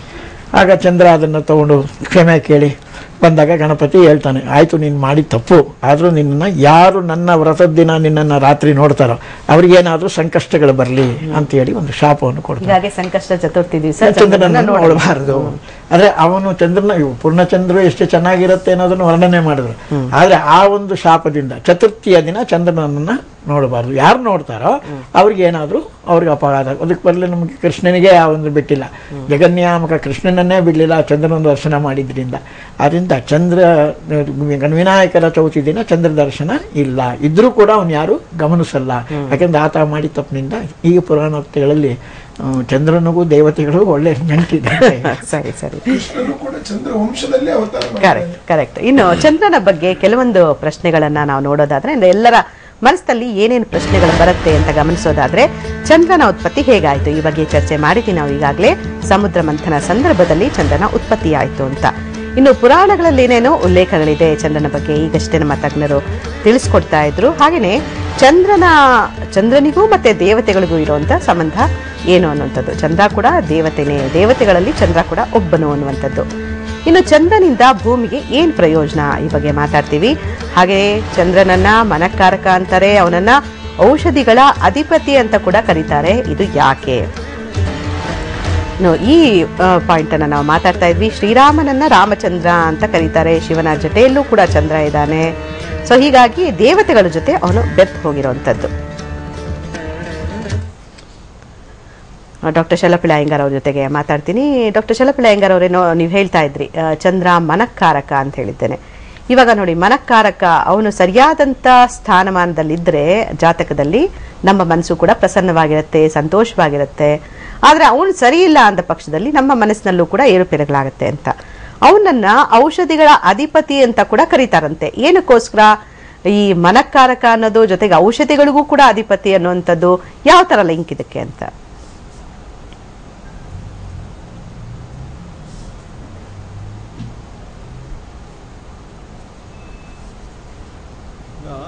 ನಮ್ಮ ಸನಾತನ ಧರ್ಮದ ಏನು ಶಾಸ್ತ್ರಗಳು ಈಗಾಗಲೇ ಬಂದಿದ್ದಾವೆ, ಆ ಶಾಸ್ತ್ರಗಳಲ್ಲೆಲ್ಲ ಚಂದ್ರ ಭಗವಂತನ ಮನಸ್ಸಿನಿಂದ ಉತ್ಪತ್ತಿಯಾದ ಅಂತ ಹೇಳಿದ್ದಾರೆ. ಅಂದ್ರೆ ಚಂದ್ರ ಡೈರೆಕ್ಟ್ ಆಗಿ ಮನಸ್ಸಿಗೆ ಸಂಬಂಧವುಳ್ಳವನು ಅಂತ. ಇದು ಸಂಬಂಧ ಹೇಗಾಗತ್ತೆ ಅಂತ ಕೇಳ್ಬೋದು ನೀವು. ಮುಖ್ಯವಾಗಿ ರಾತ್ರಿಯ ಹೊತ್ತಿನಲ್ಲಿ ಮನುಷ್ಯನಿಗೆ ಕತ್ತಲೆ ಇದ್ದಾಗ ಮನಸ್ಸಿನ ಮೇಲೆ ಭಯ, ಆತಂಕ ಎಲ್ಲ ಜಾಸ್ತಿ. ಬೆಳಕಿನಲ್ಲಿ ಯಾರಿಗೂ ಭಯ ಇಲ್ಲ, ಕತ್ತಲೆಯಲ್ಲಿ ಭಯ ಜಾಸ್ತಿ. ಅಜ್ಞಾನವಿದ್ದಾಗ ಭಯ ಜಾಸ್ತಿ, ಜ್ಞಾನವಿದ್ರೆ ಭಯ ಇಲ್ಲ. ಹಾಗಿದ್ರೆ ಅಜ್ಞಾನ ಸ್ವರೂಪವಾದ ಕತ್ತಲು ಎಲ್ಲಿ ಭಯ ಇರುತ್ತೋ ಅಲ್ಲಿ ಬೆಳಕಿನ ರೂಪದಲ್ಲಿ ಇರೋನೇ ಚಂದ್ರ. ಆ ಚಂದ್ರ ಬೆಳಕಿದ್ದಾಗ ಭಯ ಹೋಗುತ್ತೆ. ಭಯ ಎಲ್ಲಿ ಉತ್ಪತ್ತಿ ಆಗುತ್ತೆ? ಮನಸ್ಸಿನಲ್ಲಿಯೇ ಉತ್ಪತ್ತಿ ಆಗೋದು. ಸೊ ಭಯಕ್ಕೆ ಕಾರಣವಾಗೋದೇ ಮನಸ್ಸು, ಸಂತೋಷಕ್ಕೆ ಕಾರಣವಾಗೋದು ಮನಸ್ಸು. ಅಂದ್ರೆ ಭಯ ಮತ್ತು ಎಲ್ಲ ಮನಸ್ಸಿನ ಎಲ್ಲ ಭಾವನೆಗಳಿಗೂ ಉತ್ಪತ್ತಿಯಾಗೋದು ಮನಸ್ಸಿನಿಂದಾನೆ. ಭಾವನೆಗಳೆಲ್ಲ ಉತ್ಪತ್ತಿಯಾಗೋದು ಮನಸ್ಸಿನಿಂದಾನೆ. ಸುಖ, ದುಃಖ, ನೆಮ್ಮದಿ, ಸಂತೋಷ, ಆಮೇಲೆ ಇನ್ನು ಏನೇನಾದ್ರೂ ಎಲ್ಲವೂ ಮನಸ್ಸಿನಿಂದಾನೇ ಉತ್ಪತ್ತಿ ಆಗೋದು. ಈ ಮನಸ್ಸಿಗೆ ಮೂಲತಃ ಕಾರಣವಾಗೋದು ಬೆಳಕೇನೆ. ಅದೇ ರೀತಿ ಸಾಯಂಕಾಲದ ಹೊತ್ತಲ್ಲಿ ಕತ್ತಲಲ್ಲಿ ಇರುವಂತಹ ಮನಸ್ಸಿಗೂ ಬೆಳಕಿನಲ್ಲಿ ಇರುವ ಮನಸ್ಸಿಗೂ ವ್ಯತ್ಯಾಸ ಇರುತ್ತೆ. ಆದ್ರೆ ರಾತ್ರಿ ಹೊತ್ತಿನಲ್ಲಿ ಸೂರ್ಯ ನಿಲ್ಲದೇ ಇರುವಾಗ ಮನಸ್ಸಿನ ಪರಿಣಾಮ ಅತ್ಯಂತ ಮುಖ್ಯ. ಆದ್ದರಿಂದಾನೇ ಚಂದ್ರನನ್ನ ಮನಸ್ಸಿನ ಅಧಿಪತಿ ಅಂತ ಕರೆದ್ರು. ಆ ಮನಸ್ಸಿನ ಅಧಿಪತಿಯಾದಂತಹ ಚಂದ್ರ ಔಷಧಿಗಳ ಮೇಲೆ ಪರಿಣಾಮವನ್ನು ಬೀರ್ತಾನೆ. ಅಂದ್ರೆ ನಾವು ಮಾಡುವ ಊಟ, ನಾವು ಮಾಡುವ ಸಸ್ಯಗಳು, ನಾವು ಮಾಡುವ ಧಾನ್ಯ, ನಾವು ತಿನ್ನುವ ಎಲ್ಲದರಲ್ಲಿಯೂ ಆ ಚಂದ್ರನ ಪರಿಣಾಮ ಇದೆ. ಸೊ ಔಷಧಿಗಳಿಂದಾನೇ ಮನಸ್ಸಿನ ಪರಿಣಾಮ. ಉದಾಹರಣೆಗೆ ಏನನ್ನ ತಿಂತೀರೋ ಆ ತಿನ್ನುವ ಅನ್ನದ ಮೇಲೆ ನಿಮ್ಮ ಮನಸ್ಸು ತೀರ್ಮಾನವಾಗುತ್ತೆ. ಒಳ್ಳೆಯ ಆಹಾರವನ್ನು ತಿಂದ್ರೆ ಒಳ್ಳೆಯ ಮನಸ್ಸು, ಒಳ್ಳೆಯ ಆಹಾರ ತಿನ್ನದೆ ಹೋದ್ರೆ ಒಳ್ಳೆಯ ಮನಸ್ಸಲ್ಲ. ಈ ಆಹಾರಕ್ಕೆ ಕಾರಣ ಯಾರು? ಚಂದ್ರ. ಆದ್ದರಿಂದ ಆಹಾರದ ಮೂಲಕ ಮನಸ್ಸಿಗೆ ಕಾರಣನಾಗವನು ಚಂದ್ರನೇ, ಬೆಳಕಿನ ಮೂಲಕ ಮನಸ್ಸಿಗೆ ಕಾರಣನಾಗವನು ಚಂದ್ರನೇ. ಆದ್ದರಿಂದ ಜಾತಕದಲ್ಲಿ ಚಂದ್ರನಿಗೆ ಒಂದು ಪ್ರಧಾನವಾದ ಅಂಶವನ್ನ ಕೊಡಲಾಯಿತು. ಆದ್ದರಿಂದಾಗಿ ಜಾತಕದಲ್ಲಿ ಯಾರಿಗೆ ಚಂದ್ರನ ಸ್ಥಾನ ಸುಸ್ಥಿತಿಯಲ್ಲಿದೆಯೋ ಅವರ ಮನಸ್ಸು ಸುಸ್ಥಿತಿಯಲ್ಲಿರುತ್ತೆ. ಚಂದ್ರನ ಸ್ಥಾನ ಶುಭ ಗ್ರಹಗಳ ಜೊತೆಯಲ್ಲಿದ್ರೆ, ಉದಾಹರಣೆಗೆ ಗುರುವಿನ ಜೊತೆಯಲ್ಲಿ ಕೇಂದ್ರದಲ್ಲಿದ್ರೆ ಗಜಕೇಸರಿ ಯೋಗ ಅಂತ ಕರೆದ್ರು. ಆದ್ರೆ ಜಾತಕವನ್ನ ನೋಡುವಾಗ್ಲೂ ಕೂಡ ಒಬ್ಬನ ಮನಸ್ಸನ್ನ ಅರ್ಥ ಮಾಡ್ಕೋಬೇಕಾದ್ರೆ ಅದು ಚಂದ್ರ ಲಗ್ನ ಮತ್ತು ಮಾಮೂಲಿ ಲಗ್ನ ಅಂತ ಕರೆದ್ರು. ಚಂದ್ರನಿಂದ ಒಂದು ಲಗ್ನ, ಲಗ್ನದಿಂದ ಒಂದು ಲಗ್ನ, ಎರಡೂ ಲಗ್ನಗಳನ್ನ ನೋಡಿ ಅವನ ಮನಸ್ಸನ್ನ ನಿಷ್ಕರ್ಷ ಮಾಡು ಅಂತಂದ್ರು. ಹಾಗೇನೆ ಒಬ್ಬ ವ್ಯಕ್ತಿಯ ಶರೀರದಲ್ಲಿರುವ ಕೂದಲು, ಅವನ ಮನಸ್ಸಿನಲ್ಲಿರುವಂತಹ ಭಾವನೆ, ಅವನ ಶರೀರದ ಆರೋಗ್ಯ, ಅವನ ಕಣ್ಣಿನ ದೃಷ್ಟಿ, ಅವನ ಮನಸ್ಸಿನಲ್ಲಿ ಚಿಂತನೆ ಮಾಡುವಂತಹ ವಿಚಾರ, ಇವೆಲ್ಲವನ್ನು ಚಂದ್ರನಿಂದಾನೇ ಹೇಳಬೇಕು ಅನ್ನೋದು ವಿಚಾರ. ಹಾಗಾಗಿಯೇ ಚಂದ್ರ ಮನಸ್ಸಿಗೆ ಕಾರಕ, ಚಂದ್ರ ಕಣ್ಣಿಗೆ ಕಾರಕ, ಚಂದ್ರ ಜ್ಞಾನಕ್ಕೆ ಕಾರಕ ಅಂತ ಚಂದ್ರನನ್ನ ಶಾಸ್ತ್ರಗಳಲ್ಲಿ ಸೇರಿಸಿಟ್ರು. ಸರಿ ಸರಿ. ಒಟ್ನಲ್ಲಿ ನಾವು ಸಂತೋಷವಾಗಿ ಎಲ್ಲರೂ ಬಯಸೋ ಸಂತೋಷನೇ. ಸಂತೋಷವಾಗಿರ್ಬೇಕಂದ್ರೆ ಚಂದ್ರ ಚೆನ್ನಾಗಿರ್ಬೇಕು ಅನ್ನೋಂಥದ್ದು. ಚಂದ್ರ ಎಲ್ಲಿ ನೀಚವಾಗಿರ್ತಾನೋ ಅವ್ರ ಖಂಡಿತ ಸಂತೋಷ ಇಲ್ಲ ಅಂತ ಹೇಳ್ತೀರಾ. ಹೀಗಾಗಿ ಅವನು ಮನಃಕಾರಕ ಆಗ್ತಾನೆ ಅಂತ.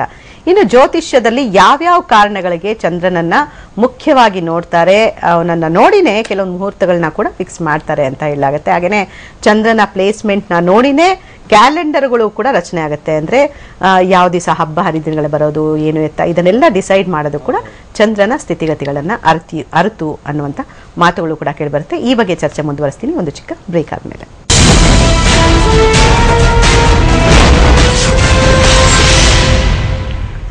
ಚಮತ್ಕಾರಿ ಚಂದ್ರ ವಿಶೇಷ ಕಾರ್ಯಕ್ರಮಕ್ಕೆ ಮತ್ತೊಮ್ಮೆ ಸ್ವಾಗತ. ಚಂದ್ರನ ಬಗ್ಗೆ ಹಲವಾರು ಮಾಹಿತಿಗಳನ್ನ ತಿಳ್ಕೊಳ್ತಾ ಇದ್ವಿ. ಜ್ಯೋತಿಷ್ಯದಲ್ಲಿ, ಜಾತಕದಲ್ಲಿ ಚಂದ್ರನ ಸ್ಥಾನಮಾನ ಅನ್ನುವಂಥ ತುಂಬಾ ಮುಖ್ಯ. ಯಾರು ಸಂತೋಷವಾಗಿಲ್ಲ ಅಂತಂದ್ರೆ ಅಲ್ಲಿ ಚಂದ್ರ ಚೆನ್ನಾಗಿಲ್ಲ ಅವ್ರ ಜಾತಕದಲ್ಲಿ ಅನ್ನುವಂಥ ಮಾತುಗಳನ್ನ ತಜ್ಞರು ಹೇಳ್ತಾ ಇದ್ರು. ಇನ್ನು ಮುಖ್ಯವಾಗಿ ಜ್ಯೋತಿಷ್ಯ ಶಾಸ್ತ್ರದಲ್ಲಿ ಚಂದ್ರನ ಬಗ್ಗೆನೆ ತಿಳ್ಕೊಳ್ಬೇಕಾದಂತ ಕೆಲವು ಅಂಶಗಳನ್ನ ನಾವು ನೋಡೋದಾದ್ರೆ ಎಲ್ಲಾ ಪ್ರಶ್ನೆಗಳು ಉದ್ಭವ ಆಗುತ್ತೆ. ಜಾತಕದಲ್ಲಿ ಚಂದ್ರನ ಪ್ರಾಮುಖ್ಯತೆ ಏನು, ಎಲ್ಲಾ ಗ್ರಹಗಳಲ್ಲಿ ಈ ಚಂದ್ರನ ಪ್ಲೇಸ್ಮೆಂಟ್ ತುಂಬಾ ಮುಖ್ಯ ಜಾತಕದಲ್ಲಿ ಯಾಕೆ ಅನ್ನುವಂಥದ್ದು. ಹಾಗೇನೆ ಜಾತಕದಲ್ಲಿ ಚಂದ್ರನ ಸ್ಥಿತಿ ಏನಾದ್ರು ಬದಲಾವಣೆ ಆಗ್ಬಿಟ್ರೆ ಮನಸ್ಸು ಬದಲಾವಣೆ ಆಗುತ್ತಾ, ಒಂದ್ ವೇಳೆ ನೀಚ ಸ್ಥಾನಕ್ಕೆ ಬಂದ್ರೆ ಮನಸ್ಸು ಕೆಟ್ಟು ಹೋಗುತ್ತಾ, ಒಳ್ಳೆ ಸ್ಥಾನಕ್ಕೆ ಬಂದ್ರೆ ತುಂಬಾ ಸಂತೋಷವಾಗಿರ್ತಾನೆ ಮನುಷ್ಯ. ಒಂದೇ ವೇಳೆ ಚಂದ್ರ ಏನಾದ್ರು ನೀಚ ಸ್ಥಾನದಲ್ಲಿದ್ರೆ ಏನೇನು ಅವಘಡಗಳಾಗತ್ತೆ, ಏನೇನು ತೊಂದರೆಗಳಾಗತ್ತೆ, ಮನುಷ್ಯನ ಮೇಲೆ ಯಾವ ತರ ಪ್ರಭಾವಗಳು ಬೀರುತ್ತೆ ಇದು ಅಂತ. ಚಂದ್ರಬಲ ತುಂಬಾ ಮುಖ್ಯ. ಆವಾಗಲೇ ಚರ್ಚೆ ಮಾಡಿದಂತೆ ಸಾಕಷ್ಟು ಅಂದ್ರೆ ಏನೇ ಶುಭ ಕಾರ್ಯಗಳನ್ನ ಮಾಡ್ಬೇಕಂದ್ರೂ ಕೂಡ ಚಂದ್ರ ಬಲವಾಗಿದಾನಾ ಇಲ್ವಾ ಅಂತ ನೋಡ್ತಾರೆ. ಇದು ಯಾಕೆ? ಇನ್ನು ಇವತ್ತು ಚಂದ್ರಗ್ರಹಣ ಸಂಭವಿಸ್ತಾ ಇರೋದ್ರಿಂದ ಇವತ್ತು ರಾತ್ರಿ ರಾಹುಕೇತು ಚಂದ್ರನನ್ನ ನುಂಗ್ತಾರೆ ಅಂತ ಹೇಳ್ತಾರೆ. ಅಂದ್ರೆ ಸೂರ್ಯಗ್ರಹಣ ಆದಾಗ ಕೆಲವೊಂದು ಗ್ರಹಗಳು ನುಂಗ್ತವೆ. ಚಂದ್ರಗ್ರಹಣ ಇವತ್ತಾಗ್ತಾ ಇರೋದ್ರಿಂದ ರಾಹುಕೇತು ಅವನನ್ನೇ ನುಂಗ್ಬಿಡ್ತಾರೆ ಅಂತ ಹೇಳ್ತಾರೆ. ಈ ಮಾತು ಬಂದಿರೋದು ಯಾಕೆ? ಡಾಕ್ಟರ್ ಭಾನುಪ್ರಕಾಶ್ ಶರ್ಮಾ ಅವ್ರ ಜೊತೆಗೆ ನಾನು ಮಾತಾಡ್ತೀನಿ. ಭಾನುಪ್ರಕಾಶ್ ಶರ್ಮಾ ಅವರೇ, ನೋಡಿ ಜ್ಯೋತಿಷ್ಯದಲ್ಲಿ ಇವಾಗ ಏನೇ ಶುಭ ಕಾರ್ಯಗಳು ಮಾಡಿದ್ರು, ಮಗು ಹುಟ್ಟಿದಾಗ್ಲೂ ಕೂಡ ಚಂದ್ರನ ಪ್ಲೇಸ್ಮೆಂಟ್ ನೋಡ್ತಾರೆ, ಅನಂತರ ಅವನ ನಕ್ಷತ್ರ ಇತ್ಯಾದಿಗಳನ್ನ ನಿರ್ಧಾರ ಮಾಡ್ತಾರೆ ಅನ್ನುವಂಥದ್ದು. ಹೀಗೆ ಪ್ರಮುಖವಾಗಿ ಜ್ಯೋತಿಷ್ಯ ಶಾಸ್ತ್ರದಲ್ಲಿ ಜಾತಕ ಎತ್ಕೊಂಡ್ ಕೂಡ್ಲೆ ಚಂದ್ರನನ್ನ ನೋಡೋದು ಯಾಕೆ, ಚಂದ್ರ ಎಲ್ಲಿದ್ದಾನೆ ಏನು ಅಂತ ಕೂಲಂಕುಷವಾಗಿ ಪರಿಶೀಲನೆ ಮಾಡೋದು ಯಾಕೆ ಅಂತ. ಹೌದಮ್ಮ, ಬಹಳ ವಿಶೇಷವಾಗಿ ನಾವು ಚಂದ್ರನ್ನೇ ನೋಡ್ತೀವಿ. ಮೊದಲು ಚಂದ್ರನಿಂದ ಅನೇಕ ಪ್ರಕೃತಿಯಿಂದ ನಾವು ಜ್ಯೋತಿಷಾಸ್ತ್ರಕ್ಕೆ ಒಳಗೆ ಬರಬೇಕಾಗುತ್ತೆ. ಅದರಲ್ಲಿ ಏನಾಗಿದೆ ಅಂದರೆ ಜಾತಕದ ಪ್ರಕಾರವಾಗಿ ನಾವು ಚಂದ್ರನನ್ನ ಎಲ್ಲದಕ್ಕೂ ತಾರಾನುಕೂಲ ಮತ್ತು ವಿಶೇಷವಾದಂಥ ಎಲ್ಲನೂ ಅವನಿಂದಲೇ ನಾವು ನೋಡಕ್ಕೆ ಹೋಗೋದು. ಅವನಿಗೆ ಅದರಲ್ಲಿ ಮಂತ್ರ ಹೇಳೋದು ಆಪ್ಯಾಯ ಸ್ವಸಮೇಹೇ ತೂತೆ, ಆ ಚಂದ್ರನಿಗೆ ಅಪ್ಸುಮೆ ಸೋಮೋ ಅಬ್ರವೀತ್ ಎರಡನೇ ಮಂತ್ರ. ಮೂರನೇದು ಆ ಗೌರಿ ವಿಭಾಜತ ಲೀಲಾನಿ ತಕ್ಷತಿ ಅಂತ ಅಧಿದೇವತಾ ಪ್ರತಿದೇವತನ ಹೇಳಿ ಪೂಜೆ ಮಾಡ್ತೀವಿ. ಆಪ್ಯಾಯಸ್ವ ಅಂದ್ರೆ ಚಂದ್ರ, ಅಪ್ಸು ಅಂದ್ರೆ ಸಮುದ್ರ, ಗೌರಿ ಅಂದ್ರೆ ಮರಳು ಅಂತ ಕರಿತೀವಿ. ಆದ್ರಿಂದ ಇಡೀ ಪ್ರಪಂಚದ ಸೂತ್ರ ಪೌರ್ಣಿಮೆ ಮತ್ತು ಅಮಾವಾಸ್ಯೆ ದಿನ ಚಂದ್ರ ಮತ್ತು ಸಮುದ್ರವು ಭೋಗಿಸುವುದರಿಂದ ಅದರ ಅಲೆಗಳಿಂದ ಸೃಷ್ಟಿಯಾಗಿರುವುದೇ ಗೌರಿಯಿಂದ ಮರಳಿನ ಕಣಗಳು, ಸಲಿಲಾನಿ ಕಣಗಳು. ಆದ್ರಿಂದ ಇಡೀ ಗೌರಿಗೆ ಮರಳಿನ ಗೌರಿ ಅಂತ ಕರಿತೀವಿ ಗೌರಮ್ಮನ ತರುವಾಗ. ಆ ಮರಳನ್ನ ಸಂಗ್ರಹ ಮಾಡಿ ಗೌರಿ ಪೂಜೆ ಮಾಡ್ತೀವಿ. ಆದ್ರಿಂದ ಆ ಗೌರಿಯನ್ನು ಸೃಷ್ಟಿ ಮಾಡುವುದು ಚಂದ್ರನಿಂದಲೇ. ಅದಕ್ಕೋಸ್ಕರ ಇಡೀ ಭೂ ಪ್ರಪಂಚದಲ್ಲಿ ಏನಾದ್ರೂ ಮರಳಿನ ಕಣ ಏನಾದ್ರೂ ಸೃಷ್ಟಿಯಾಗಿದೆ ಅಂದ್ರೆ ಅದು ಚಂದ್ರನ ಘರ್ಷಣೆಯಿಂದ ಮಾತ್ರ, ಬೇರೆ ಇದರಿಂದಲ್ಲ. ಅದಕ್ಕೆ ಜ್ಯೋತಿಷ್ಯದಲ್ಲೆಲ್ಲ ನಾವು ನೋಡಬೇಕಾದ್ರೆ ವೃಷಭ ರಾಶಿಯಲ್ಲಿ ಚಂದ್ರ ಉಚ್ಚನಾಗಿರ್ತಾನೆ, ಅದೇ ವೃಶ್ಚಿಕ ರಾಶಿಯಲ್ಲಿ ನೀಚನಾಗಿರ್ತಾನೆ. ಅದೇ ಮತ್ತು ಸೂರ್ಯ ಮತ್ತು ಒಂದೇ ಮನೆಯಲ್ಲಿ ಚಂದ್ರ ಬಂದುಬಿಟ್ರೆ ಅದನ್ನ ಮೇಲೆ ಕ್ಷೀಣ ಚಂದ್ರ ಯೋಗ ಅಂತ ಜ್ಯೋತಿಷರು ಕರೀತಾರೆ. ಅವರಿಗೆ ಇಷ್ಟು ತೊಂದರೆ ಇದ್ದೇ ಇರುತ್ತೆ, ನೋಡೋರೆಲ್ಲ ನೋಡ್ಕೊಳ್ಬಹುದು. ಈಗ ಅದರಲ್ಲಿ ಅಮಾವಾಸ್ಯೆ ದಿನ ಹುಟ್ಟಿರೋರಿಗೆ ಮೂಗು, ಗಂಟಲು ನೋವು, ಶ್ವಾಸಕೋಶ, ಕೋಲ್ಡ್ ಎಫೆಕ್ಟ್, ಥ್ರೋಟ್ ಇನ್ಫೆಕ್ಷನ್ ಆಗೋದು ಇವೆಲ್ಲ ಮಾಡ್ತಿರ್ತಾನೆ ಚಂದ್ರ. ಆಮೇಲೆ ವಾತಸ್ಥಳದಲ್ಲಿ ಚಂದ್ರ ಉಚ್ಚನಾಗಿದ್ದರೆ ಹಾರ್ಡ್ ವರ್ಕ್, ಅವರು ತುಂಬಾ ಕಷ್ಟಪಟ್ಟು ಕೆಲಸ ಮಾಡ್ತಾರೆ, ತಾಯಿಗೆ ಪಿತೃಪಾತ್ರ ಮಗ ಇರ್ತಾನೆ.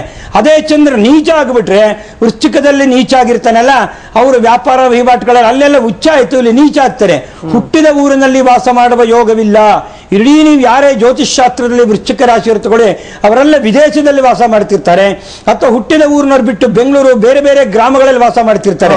ಅದಕ್ಕೆ ಔಷಧಿ ವ್ಯಾಪಾರಗಳನ್ನ ಚಂದ್ರ ವೃಶ್ಚಿಕ ರಾಶಿಯವರು ಡೀಸೆಲ್ಲು, ಪೆಟ್ರೋಲು, ಕೆಲವು ವಿಷಕಾರಿ ವಸ್ತುಗಳನ್ನ ಮಾರುವುದರಿಂದಲೇ ಊಟ ಅವರಿಗೆ ಅಂತ ನಾವೆಲ್ಲ ಹೇಳ್ತೀವಿ. ಇದು ನವಾಂಶದಲ್ಲೂ ನೋಡ್ಕೊಳ್ಬೇಕು. ಯಾವುದೇ ಒಂದು ತಾರಾನುಕೂಲ ನೋಡಬೇಕಾದ್ರೂ ನಕ್ಷತ್ರ ತಿಥಿಗಳನ್ನ, ತಾರಾನುಕೂಲ ನಕ್ಷತ್ರಗಳನ್ನು ಎಣಿಸಬೇಕಾದ್ರೂ ಅಷ್ಟೇ ನಾವು ಅದರಲ್ಲಿ ಚಂದ್ರನ ತಿಥಿಯನ್ನೇ ನಿರ್ಣಯ ಮಾಡ್ತೀವಿ. ಮಾತು ಚತುರ್ಥಿ, ಭಗಿನಿ ಚತುರ್ದಶಿ, ಭ್ರಾತರೋ ಷಷ್ಠಿ, ಪಿತರೇಶ ಪರ್ವತೋ, ಇವೆಲ್ಲವನ್ನೂ ಅಷ್ಟೇ ಚಂದ್ರನಿಂದಲೇ ನಿರ್ಧಾರ ಮಾಡುವುದರಿಂದ ಚಂದ್ರ ಅತಿ ವಿಶೇಷವಾದಂತಹ ಜ್ಯೋತಿಷಾಸ್ತ್ರದಲ್ಲಿ ವಿಶೇಷ ಗ್ರಹ. ಅವನಿಂದ ಬೇಕಾದಷ್ಟು ನಾವು ಶುಭ ಫಲವನ್ನು ಕೊಡಬಹುದು. ತಾಯಿಯಿಂದಲೂ ಕರೆದಿದ್ದಾರೆ ಚಂದ್ರನಿಂದ.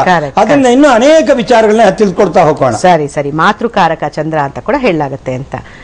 ದೀಕ್ಷಿತ್ರ, ನೋಡಿ ಇವಾಗ ಹಾಗಾದ್ರೆ ಈ ಚಂದ್ರನನ್ನೇ ನೋಡಿ ಶುಭ ಫಲಗಳು ಹಾಗೇನೆ ಶುಭ ಕಾರ್ಯಗಳನ್ನ ನಿಗದಿ ಮಾಡೋದ್ರಿಂದ, ಇವಾಗ ಒಂದ್ ವೇಳೆ ಚಂದ್ರ ಚೆನ್ನಾಗಿಲ್ಲ ಅಂತಂದ್ರೆ ಮನಸ್ಸು ಚೆನ್ನಾಗಿಲ್ಲ ಈ ಹುಡುಗಂದು, ಅಥವಾ ಮನಸ್ಸೇ ಎಲ್ಲದಕ್ಕೂ ಮೂಲ ಆಗಿರೋದ್ರಿಂದ ಈ ಹುಡುಗನಿಗೆ ಚಂದ್ರ ತುಂಬಾ ಕ್ಷೀಣವಾಗಿದ್ರೆ ಎಲ್ಲೋ ಒಂದ್ ಕಡೆ ಡಿಪ್ರೆಷನ್ ಆಗ್ಬಿಡ್ಬೋದು, ಖಿನ್ನತೆ ಆಗ್ಬೋದು ಹುಡುಗಿಗೆ, ಹುಡುಗನಿಗೆ, ಅಥವಾ ಇನ್ಯಾವುದೇ ಶುಭ ಕಾರ್ಯಗಳು ನಿಗದಿ ಮಾಡುವಾಗ ಈ ಶುಭ ಕಾರ್ಯಗಳು ನಡೆಯೋದಿಲ್ಲ, ಆ ಮನಸ್ಸು ಚೆನ್ನಾಗಿಲ್ಲ ಅನ್ನೋಂಥ ನಿರ್ಧಾರ ಆಗುತ್ತಾ ಹೇಗೆ ಅಂತ. ಇದ್ರೊಳಗೆ ಒಂದು ಜಾಗದಲ್ಲಿ ಗಂಡ ಹೆಂಡತಿ ತರ ಹೋಲಿಸ್ಲಿಕ್ಕೆ ಸಾಧ್ಯ ಆಗಿದೆ. ತಾರಾಬಲಂ ಚಂದ್ರಬಲಂ ಅಂತ ಹೇಳ್ತೀವಿ. ತಾರೆಗಳು ಅಂದ್ರೆ ನಕ್ಷತ್ರ, ಎಲ್ಲ ಅವನ ಹೆಂಡತಿಯರೇ. ಚಂದ್ರಬಲ, ಸೊ ಇವರಿಬ್ಬರು ಅನುಕೂಲವಾಗಿದ್ದಾರಾ ಅದರ ಮೇಲೆ ನಾವು ಡಿಸೈಡ್ ಮಾಡ್ತೀವಿ ಯಾವ ಲಗ್ನ ಇಟ್ಟರೆ ಅನುಕೂಲಕರವಾಗಿರುತ್ತೆ. ತಾರಾಬಲ ಒಂದು ಕಡೆ ಚೇಂಜ್ ಆಗಿ ಚಂದ್ರಬಲ ಒಂದು ಕಡೆ ಚೇಂಜ್ ಆದರೆ ಅಲ್ಲಿ ಯಾವ ಮಂಗಳ ಕಾರ್ಯಗಳು ನಡೆಯಲ್ಲ, ಎಲ್ಲ ಅಮಂಗಲಗಳಾಗುತ್ತೆ. ಈ ಅಮಂಗಲಗಳಾಗೋಕ್ಕೆ ಮೂಲ ಕಾರಣ ಏನಪ್ಪಾ ಅಂದ್ರೆ ಚಂದ್ರನೇ ಮೂಲವಾಗಿರ್ತಾನೆ. ಅಲ್ಲಿ ಇಂಥ ನಕ್ಷತ್ರಗಳಲ್ಲಿ ಇಂಥ ಶುಭ ಕಾರ್ಯಗಳನ್ನು ಮಾಡ್ಬೋದು. ಇದಕ್ಕೆ ಚಂದ್ರನ ವೀಕ್ಷಣೆ ಎಷ್ಟಿದೆ, ಅವನು ಹುಚ್ಚನಾಗಿ ಚೆನ್ನಾಗಿ ನೋಡ್ತಿದ್ದಾನೆ, ಲಕ್ಷಣವಾಗಿ ಕೆಟ್ಟದಾಗಿ ನೋಡ್ತಿದ್ದಾನ, ಇದನ್ನೆಲ್ಲ ನೋಡಿ ಡೇಟ್ಗಳಿರ್ತೀವಿ. ಆ ಡೇಟಲ್ಲಿ ಲಗ್ನ ಅಂತ ಒಂದು ವೈಶಿಷ್ಟ್ಯತೆ ಇರ್ತೀವಿ. ಈ ಲಗ್ನದಲ್ಲಿ ಈ ಕಾರ್ಯಗಳು ನಡೀಬೇಕು ಅಂತೇಳಿ ಆ ಲಗ್ನ ಕಾಲದಲ್ಲಿ ತಾರಾಬಲ ಚಂದ್ರಬಲ ಎರಡೂ ಚೆನ್ನಾಗಿದ್ದು ಆ ಲಗ್ನದಲ್ಲಿ ನಿಯಮಿತವಾದ ಕಾರ್ಯಗಳನ್ನು ನಾವು ಮಾಡಿದಾಗ ಶುಭಕರವಾಗಿರುತ್ತೆ. ಏನಾದರೂ ಚಂದ್ರ ಕೆಟ್ಟಾಗ ಲಗ್ನವನ್ನು ತಪ್ಪಿಸ್ತಾನೆ. ಆ ಲಗ್ನವನ್ನು ತಪ್ಪಿಸಿದಾಗ ನಡೆಯೋ ಕಾರ್ಯ ಎಲ್ಲ ಅಶುಭವಾಗುತ್ತೆ. ಇದಕ್ಕೆ ನಾವು ಆ ತಾರಾಬಲ ಚಂದ್ರಬಲ ಎರಡು ಬಲಗಳಲ್ಲಿ ಲಗ್ನ ನಿಶ್ಚಯ ಏನು ಮಾಡ್ತೀವಿ, ಆ ಲಗ್ನ ಕಾರ್ಯದಲ್ಲಿ ಚಂದ್ರ ಚೆನ್ನಾಗಿದ್ರೆ ಮಾತ್ರ ನಡೆಸೋಕೆ ಸಾಧ್ಯ ಆಗುತ್ತೆ. ಚಂದ್ರ ಏನಾದರೂ ಕೆಟ್ಟಿದ್ರೆ ಖಂಡಿತವಾಗ್ಲೂ ಅದು ಕೆಟ್ಟೋಗುತ್ತೆ. ಜ್ಯೋತಿಷಿಗಳು ಕೂಡ ಕೆಲವು ಸರಿ ಅರ್ಜೆಂಟಾಗಿ ಏನೋ ಮುಹೂರ್ತಗಳನ್ನ ಇಟ್ಕೊಟ್ಟಿರ್ತಾರೆ.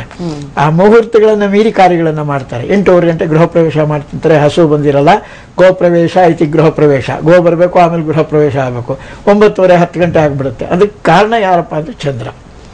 ಅದು ಸರಿಯಾಗಿಲ್ಲದಿದ್ದ ಕಾರಣ ಜ್ಯೋತಿಷಿಗಳು ಅದನ್ನು ತಪ್ಪಾಗಿ ಅಂಕಿಅಂಶಗಳನ್ನಾಗಿ ಕೊಟ್ಟಿದ್ರಿಂದ ಆ ಲಗ್ನದಲ್ಲಿ ಆ ಕಾರ್ಯ ನಡೀಲಿಲ್ಲ ಅಂದರೆ ಆ ಮನೆ ಒಳಗೆ ಅವನಿಗೆ ಸಮಾಧಾನನೇ ಇರಲ್ಲ.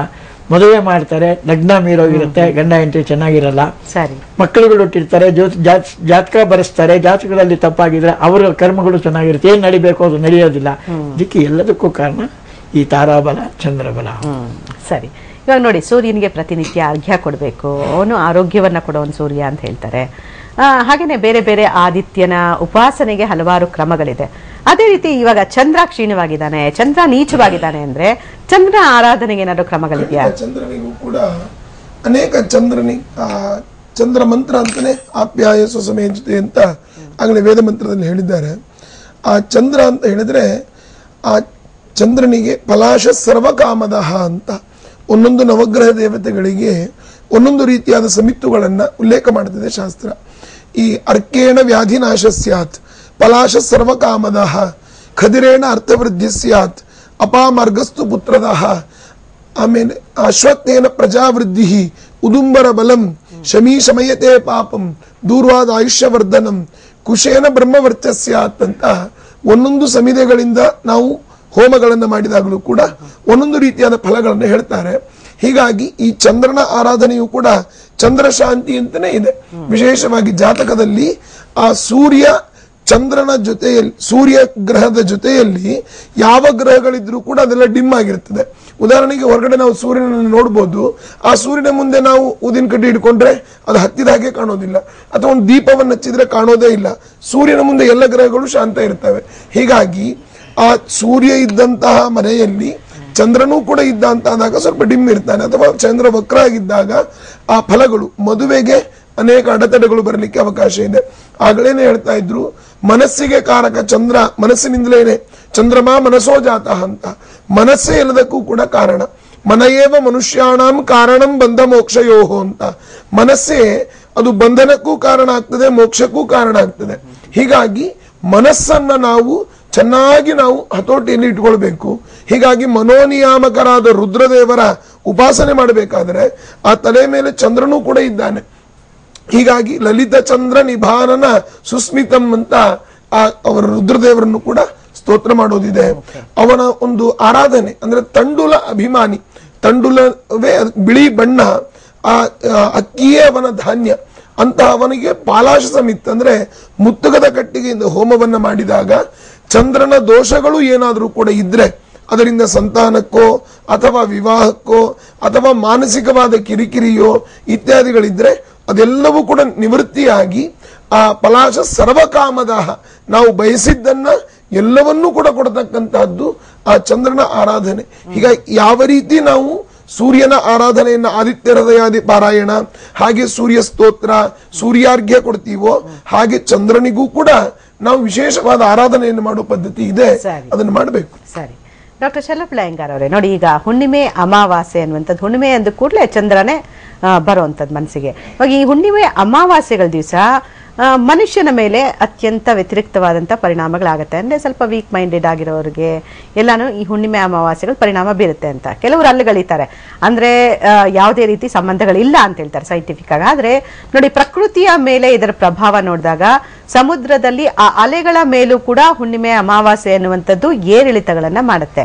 ಅದೇ ರೀತಿಯ ಏರಿಳಿತಗಳು ಕೂಡ ಮನುಷ್ಯನ ಮನಸ್ಸಿನ ಮೇಲೆ ಆಗುತ್ತಾ ಹೇಗೆ ಅಂತ, ಹುಣ್ಣಿಮೆ ಅಮಾವಾಸ್ಯೆಗಳ ಪ್ರಾಮುಖ್ಯತೆ ಏನು, ಚಂದ್ರನಿಗಿರುವಂತ ಸಂಬಂಧ ಏನು ಇದ್ರ ಮೇಲೆ ಅಂತ?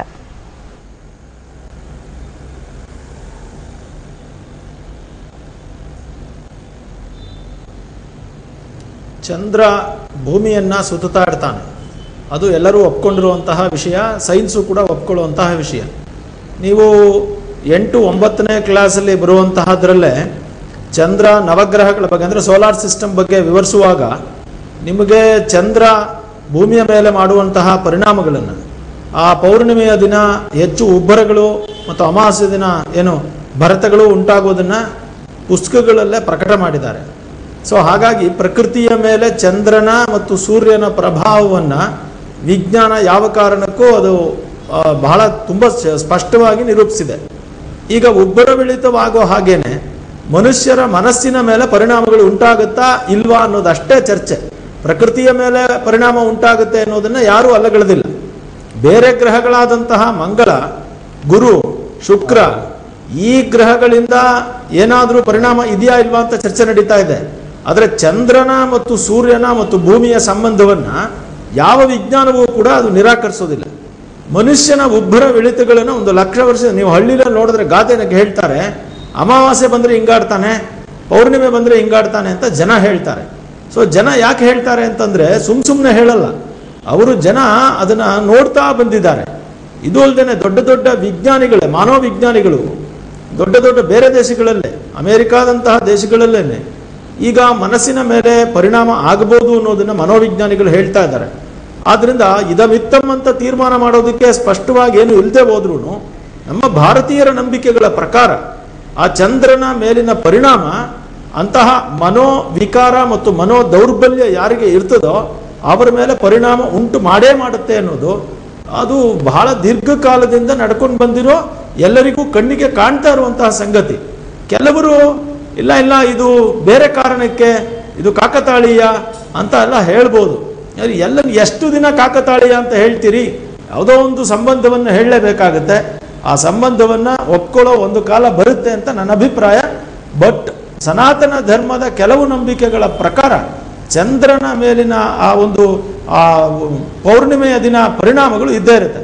ಇನ್ನೊಂದು ಮಾತನ್ನು ನಿಮ್ಗೆ ಹೇಳಲೇಬೇಕು, ಭಾರತದಾದ್ಯಂತ ಯಾವುದೇ ಜಾತ್ರೆಗಳು ಅಥವಾ ಯಾವುದೇ ವಿಶೇಷ ದಿನಗಳನ್ನು ತಗೊಳ್ಳಿ, ಸಾಮಾನ್ಯವಾಗಿ ಹುಣ್ಣಿಮೆ ದಿನ ರಥವನ್ನು ಮಾಡ್ತಾರೆ. ಹುಣ್ಣಿಮೆಯಲ್ಲೇ ಅತ್ಯಂತ ವಿಶೇಷ ಕಾರ್ಯಗಳು, ಆ ಹುಣ್ಣಿಮೆಗೆ ಸಂಬಂಧಪಟ್ಟಂಗೇನೆ ಜಾತ್ರೆಗಳು, ರಥೋತ್ಸವಗಳು ಎಲ್ಲವೂ ನೋಡ್ತೀವಿ ನಾವು. ಅಂದರೆ ಹುಣ್ಣಿಮೆಗೆ ಅಷ್ಟು ಪ್ರಾಮುಖ್ಯತೆಯನ್ನು ಕೊಟ್ಟಿದ್ದಾರೆ. ಮತ್ತು ಎಲ್ಲ ವೆಂಕಟೇಶ್ವರಂದಾಗಿರಲಿ ಅಥವಾ ಚಾಮುಂಡೇಶ್ವರಿದಾಗಿರಲಿ ಅಥವಾ ನಂಜುಂಡೇಶ್ವರಂದಾಗಿರಲಿ, ಮೇಲ್ಕೋಟೆ ಚಲುವರಾಯ ಸ್ವಾಮಿದಾಗಿರಲಿ, ಎಲ್ಲ ಬ್ರಹ್ಮೋತ್ಸವಗಳು ಶುಕ್ಲ ಪಕ್ಷದಲ್ಲಿಯೇ ಮಾಡೋದು. ಯಾಕೆಂದ್ರೆ ಶುಕ್ಲ ಪಕ್ಷ ಅನ್ನೋದು ಚಂದ್ರ ವೃದ್ಧಿ ಆಗ್ತಾ ಇರ್ತಾನೆ, ಅವನಿಗೆ ವೃದ್ಧಿ ಚಂದ್ರ ಅಂತ ಹೆಸರು. ಅದೇ ಕೃಷ್ಣ ಪಕ್ಷದಲ್ಲಿ ಕ್ಷೀಣಚಂದ್ರ ಅಂತ ಕರಿತೀವಿ. ಕ್ಷೀಣಚಂದ್ರ ನೋಡಿ, ಕೃಷ್ಣ ಪಕ್ಷದ ಪಂಚಮಿ ಮತ್ತು ಅಷ್ಟಮಿ ಆಗ್ಬಿಟ್ರೆ ಚಂದ್ರ ಬಲವನ್ನು ಕಳ್ಕೊಳ್ತಾನೆ. ಆದ್ರಿಂದ ಚಂದ್ರ ಬಲವಿದ್ದಾಗಲಿಯೇ ಪೂಜೆಗಳನ್ನು ಮಾಡೋದು ಆ ಮನಸ್ಸಿನ ಮೇಲಿನ ಪರಿಣಾಮಕ್ಕಾಗಿಯೇ. ಅದರಿಂದ ಇದು ನಮ್ಮ ಭಾರತೀಯ ಸಂಸ್ಕೃತಿಯಲ್ಲಿ ಚಂದ್ರನ ಪರಿಣಾಮವನ್ನು ಸಾವಿರಾರು ವರ್ಷಗಳಿಂದ ಒಪ್ಕೊಂಡಿದ್ದಾರೆ. ಸರಿ, ಮತ್ತಷ್ಟು ಚರ್ಚೆ ಮಾಡ್ತೀನಿ. ಚಂದ್ರನ ಬಗ್ಗೆ ಮತ್ತಷ್ಟು ಮಹತ್ವದ ಸಂಗತಿಗಳನ್ನು ತಿಳಿಸ್ಕೊಡ್ತೀವಿ ಒಂದು ಚಿಕ್ಕ ಬ್ರೇಕ್ ಆದ್ಮೇಲೆ.